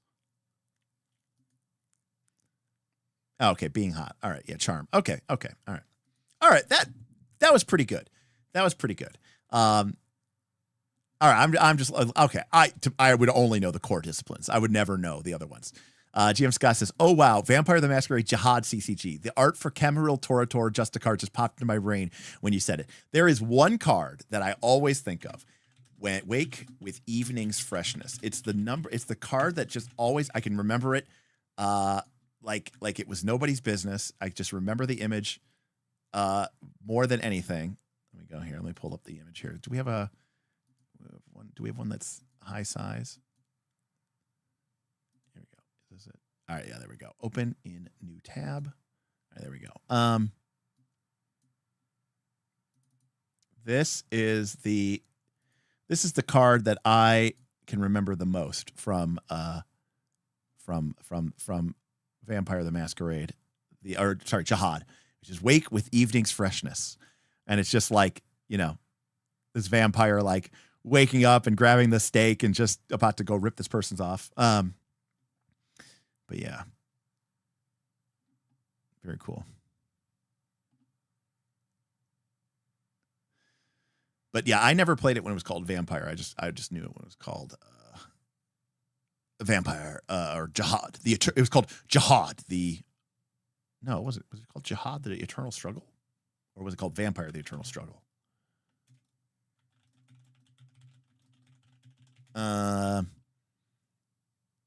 Yeah, it was just called Jihad previously, and then they replaced it with the Eternal Struggle. Derek says, fun fact, I used to write the Ventru and Tribune newsletter back on the news groups. Ah, yes. You're back when those things were a thing. That's awesome. GM Scott says pick is in the Discord. I don't actually have my Discord open. I'll have to check it out. Anyways, but I loved playing that was like one of the earliest CCGs. I mean, that came out right on the tails of Magic the Gathering. You had Magic the Gathering came out, and then you had Spellfire from TSR. You had the Star Trek game. You had the Star Wars game. You had Jihad Vampire. There was a Doom game. There was an X-Files card game, which was actually really cool. Man, it was cool. Anyways, that's gonna do it for me. we're gonna be back. We got lots of streams coming up here. Where it looks like we're gonna be doing Thanksgiving stream. So next Thursday, not this Thursday, but next Thursday, I'll come on. I'll hop on. I don't know what, maybe it'll be earlier in the day or something like that. We're like a Thanksgiving lunch type of people. Like my sister's like, oh, come over at 2. And because her in-laws are, AKA her husband's parents, her husband's mother, because her father-in-law has passed, but because my sister's mother-in-law is a racist piece of shit, I find it very difficult to spend much time over there, and I just smile and nod, and then I try to leave as soon as possible. So, let me say, but we got a bunch of streams. We got an Earth Dawn stream. We got 3 Pathfinder 2 streams. We got a War of the Immortals stream. We got a 5e versus 2024 stream. And we have a troubleshooter stream that we're going to do as well for our first look for that game. So that's a lot of streams. That's 1, 2, 3, 4, 5, 6, 7 streams. And we only have, let's see, 1, 2, 3, 4, 5, 6, 7, 8, 9, 10. We only have 11 stream days left in the year. And one of those stream days is Christmas Eve. And almost certainly there will not be a stream on Christmas Eve.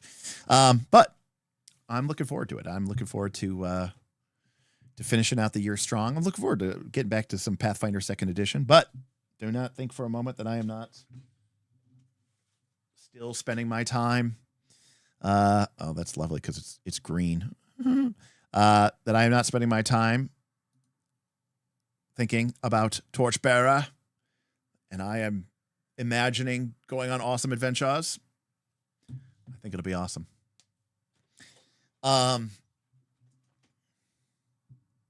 Yeah, I don't know where they all are, but I never played BattleTech. I don't remember that one.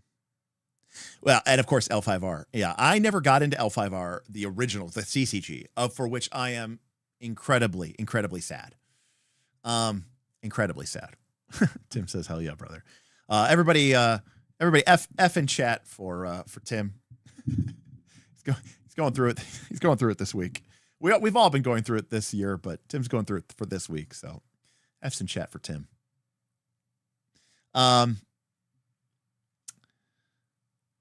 Pathfinder says last fleet first look. If we can fit it in and we get the votes for it.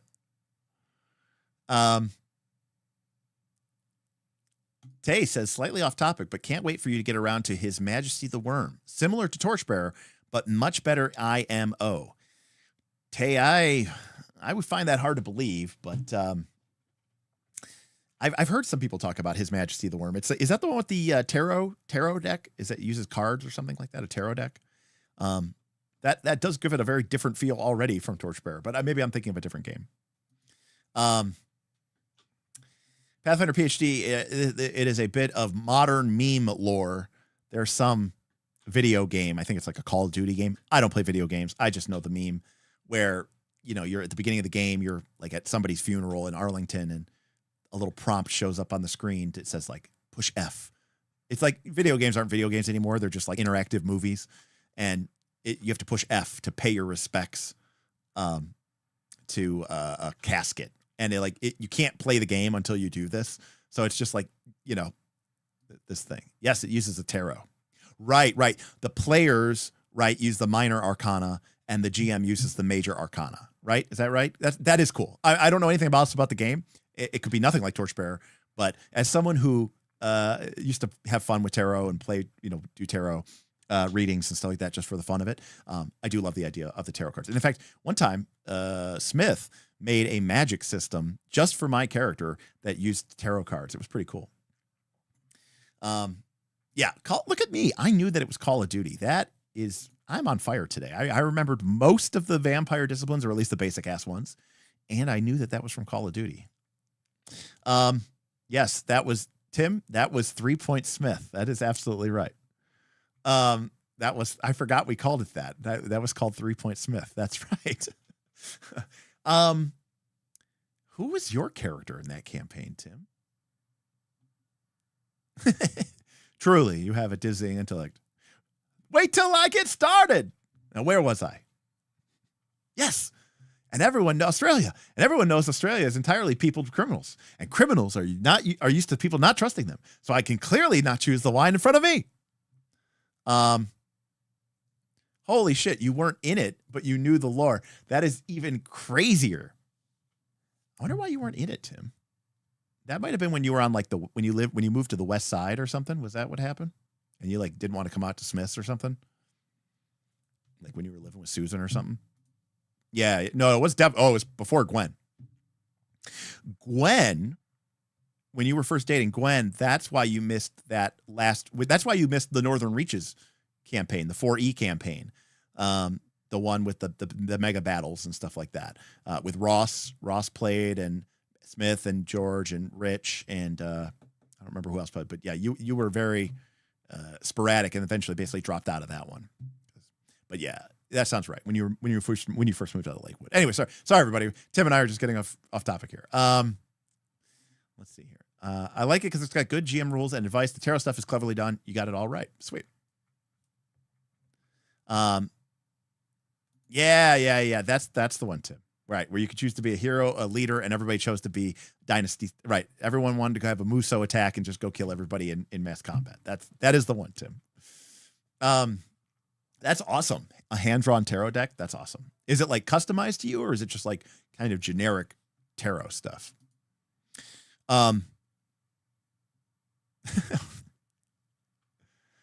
Sorry, Dynasty Warrior. Sorry. How many of those things can they possibly make? And like, how do they possibly change? Like, what can they add to that series that hasn't been done already a million times? It's crazy. While I have you, that's the best part. They don't. Good point, Alo.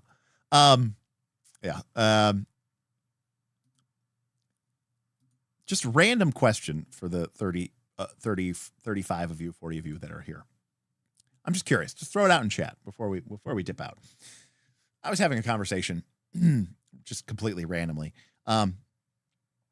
which was like, if my,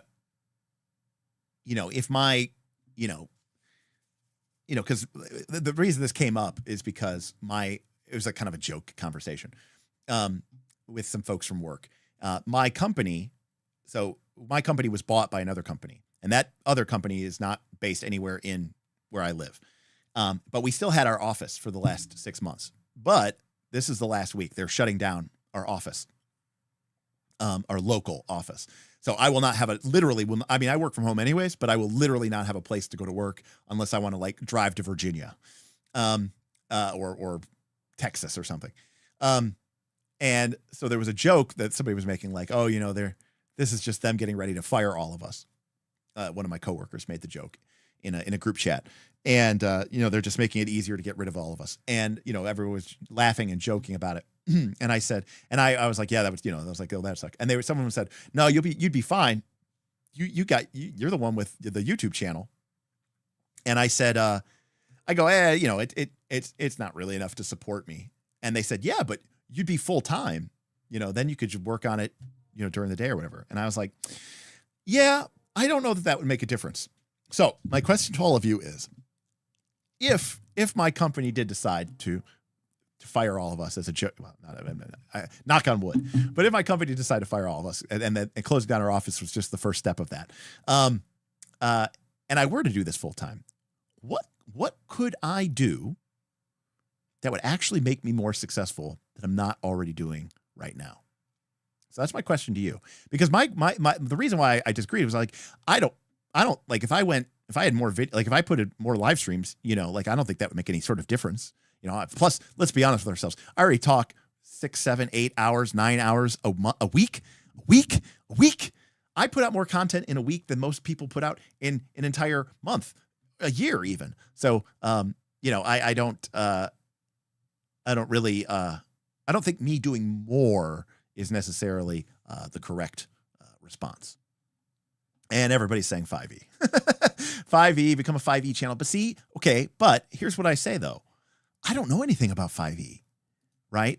Like I can't speak with authority or conviction on 5e. I don't know, You know what I mean? Like, so I feel like that's like not really an option for me, right? Because like, I don't know anything about 5e, you know? Lance says I should do woodworking plus ASMR. I did see your name, Lance, on Liz's sign up sheet. Okay, you got I got back my copy of the Dirt CD signed by Buckwald. That's nice. So Lance, are they like, is this the last week for the office? Like, are they literally just like, that's it? Like anything that's not taken is just gone? Is that what's happening? Is that, if I read that email correctly? That's crazy. I might need to roll. I don't know. I might need to run up there and I don't know, maybe grab something, steal, not steal, but you know, grab something. I mean, you can't steal it when it's like, they're like, take it, you know, if it's not being locked down, take it. Somebody took the cow chairs. Holy shit. There's some nice desks up there, but they're way too heavy. Yeah. Rehome it. Well, there's I don't know if they're all gone, but that office had a shitload of Herman Miller chairs laying around. So, maybe I can grab an extra one of those. Be nice. Dan says, take snippets from your live streams and turn them into short videos that are maybe only 10 to 15 minutes instead of 1 hour to 3 hours. So Dan, we've talked about this on the Patreon. I actually shared a video with the patrons where I spoke to, I took one of my live stream videos. I used AI for this, by the way. I made a bullet list and I said, basically turn it into a script. And it turned it into a script that I then read to my teleprompter, which I have right here. That's how I'm able to read the chat and talk to you all at the same time without doing this. Yeah, that's a good point, Dan. I really like that. No, that's why I can talk to this, because your name is right there and what you're saying is right there.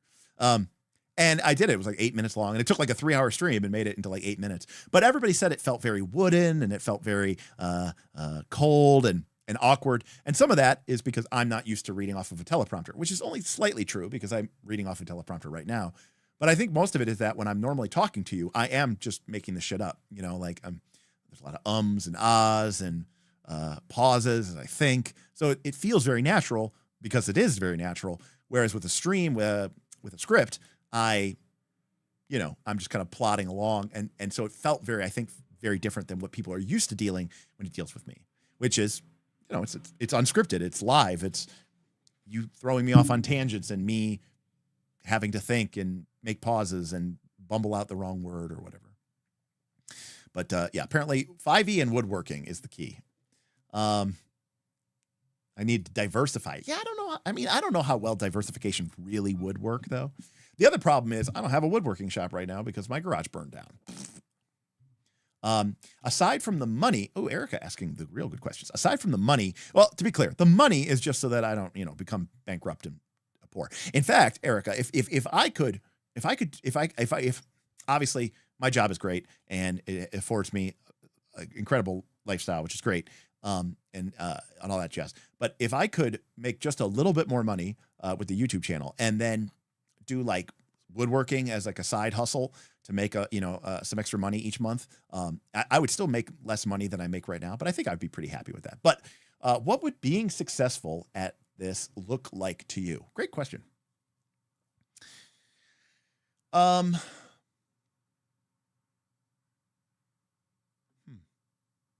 mean, in that regard, Erica, I already feel like I'm successful because I've, raised the level of elevation of what people think. For me, I think it's just reaching more people and trying to expose and have other people, be exposed rather to my sometimes unique GM philosophies, and maybe be encouraged or empowered to try to do something different, or at least introduced to a community that is interested and excited about playing different games and experiencing different things. And on some level, I don't know if this will ever occur, but I think it would be awesome someday to run a Kickstarter and have it be modestly successful, to the point where I don't lose money at least. It's just a question of am I going to produce something just to produce something? No. Like it has to be something that I feel like is actually valuable and would make a difference. And like I said, I'm not saying that whatever I make would have to win an Emmy. But what I am saying is that I wouldn't make something unless I thought that it could, right? Like for me, it has to be something that I think legitimately is a game changer. Like I'm never going to be the person who just here's 50 monsters that Derek, that's not changing the game up, that's not putting something distinct and new out there. Whereas, I would even say Slugblaster. This is something, it's crazy, but it's something distinct and it's different. And sure, it's based off of Forge of the Dark. So it is derivative in that respect, but there's enough things changed to it and added to it and swapped up about it that I think it counts as being different. Mark says, I just need to do shorter content for the algorithm and 5e. All right, so 5e, 5e, 5e, 5e. GM Scott wondering, do I really need to? Meaning, do I need to know anything about 5e? I think so too. I think you do. No, that should be your hook, Tim says. Every system but 5e, right? You get to learn 5e.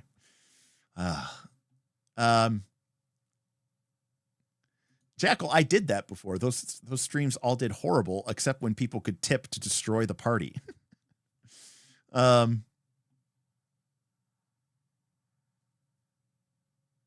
think someone's going through this weekend to grab whatever is left? All right, well, then I'll try to get in there. Maybe I'll try to get in there like Thursday or something, or Friday. Is that $500 of pennies still in there? I could use that. I got to take my Herman Miller home when lockdown happened. So good. Yeah. Awesome.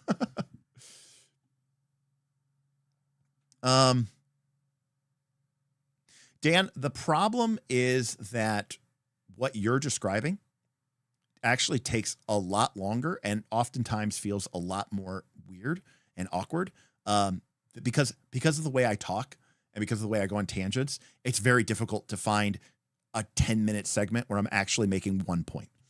A lot of times my points are connected to other points, which and we've done that before. And like our clips end up being like 35 minutes long. And it kind of defeats the purpose. That's true. Karama. Yeah. More patrons. That's a great way to think of it. More patrons is a success. Yeah. I mean, that's one of the things our Patreon has been around for 3 years now. We started with 2 people, 3 people. And now we have, we got over 400. We've kind of gone back and forth, like it's gone up and down and up and down. We've kind of plateaued a little bit over the last couple months. But a patrons is a great success. I mean, a great barometer of success and reach. So that's a great point too. I mean, it is indirectly related to, it is directly related to money. But I also like the community because the community kind of self-feeds itself, right? Because if we have a big enough community with people who are like-minded enough, then everyone can find, people to play in their games and all that other stuff, and run games and stuff like that. Does Stephen Glicker know John Harper? No, not that I'm aware of. Our I don't know how if I'm thinking about doing this full time, our podcast really monetizable? We did a podcast and we made like $3 from it for like 50 hours of content or something. Dan says, I got really high during one of your streams once and found myself transported to a future where you made mega group play very accessible and profitable. Well, Dan, that is pretty cool. The thing is, mega group play is really tough. We still struggle. Like we've done 3 seasons of Northern Reaches now, and we're still trying to tweak it. It's still tough. Stream you GMing people who are paying you to GM. Well, Jackal, we've talked about. I mean, they are essentially paying me, but I do want to run games for the patrons. Especially for the patrons who have gold tickets or an excess of silver tickets. But there was a discussion about, would other people be able to see those games?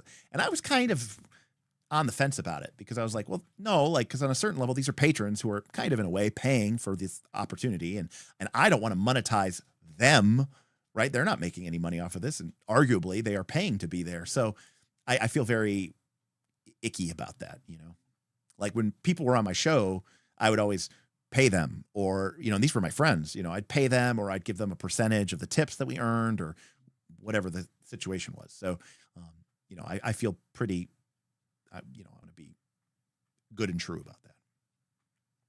No, we did have commercials in the podcast, Mark. We had ad breaks. If you ever listened to our channel, I mean, you probably got served one before, but we got paid so little for it. I mean, we got paid like a fraction of a penny every time one of them ran.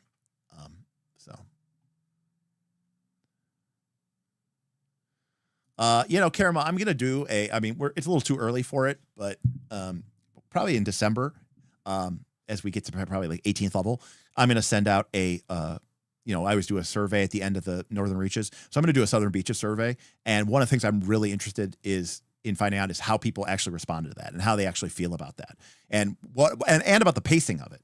Like, was it too fast? Like, should it have been one level every 2 weeks? Would that have made a difference? Would that have felt too slow? Would, you know, blah, blah, blah. But my gut instinct, and I don't want to, you know, influence anybody, but my gut instinct is based off of the troubles and problems and all everything, especially when you're talking about Pathfinder 2nd Edition. I agree with you that I do think that everybody being the same level was a definite winner. And I was really concerned, but we didn't get the kind of like zealousness that we had in previous Northern Reaches. In previous Northern Reaches, there was sort of this accomplishment driven thing of like, I want to be the person to get to this level and I want to get to this level. And so that kind of drove, I think, some of that intensity. And I think some of that intensity has been missing this year in Southern Beaches. So I don't, to be discussed, and we'll do a big survey about it. And, you know, maybe we'll even do a big Zoom call or something with anybody who wants to join in, and we can, or a Discord call, and just kind of talk about it. Because I am curious to kind of learn what lessons we had. Right. Well, Karama, I mean, that's why I did put that system in, right? Because I did want, you know, and I also put in the system that I didn't think anybody, but of course, every time we do, you know, Northern Reaches, I always create something that I think is completely unattainable, and then someone attains it. But of course, I put 30,000 in there as a joke, you know, because the whole point was everybody gets to be the same level. It's like, oh, 30,000, you could be one level higher. And of course, people like yourself are nearing that, if not already there. But for me, co-marketing is probably one of the only ways to do planned growth. You could also just go viral somehow. Yeah. Going viral is not likely to happen. Anyways, it's interesting. I'm not doom saying here. I just it was a conversation that came up at work because our office is getting shut down, and somebody made the joke about us getting fired, and that I would be fine because I have a YouTube channel. And I was like, I don't think I would be fine. I would definitely need to. I would have to monetize my channel a bit more. And I wondered if that was even something that I was capable of doing, or what I would do. You know, obviously it's like, oh, talk about 5e, but I was thinking to myself, like, I don't know that I could, because I don't really know it. So, all right. Well, that is going to do it for me. We'll be back Thursday, and I don't know what we're talking about yet. We got some streams, but a lot of these are going to involve guests. So I got to figure out, I got to organize with them first, but maybe we'll do Wrath of the Immortals. Maybe we'll talk about Mythic Rules, Pathfinder 2nd Edition, kind of gets warmed up a little bit. So yeah, awesome. Well, that's going to do it for me. Thank you everybody for joining us, and I hope you have a good night, and we'll see you next time on Knights of Last Call. Good night, everybody.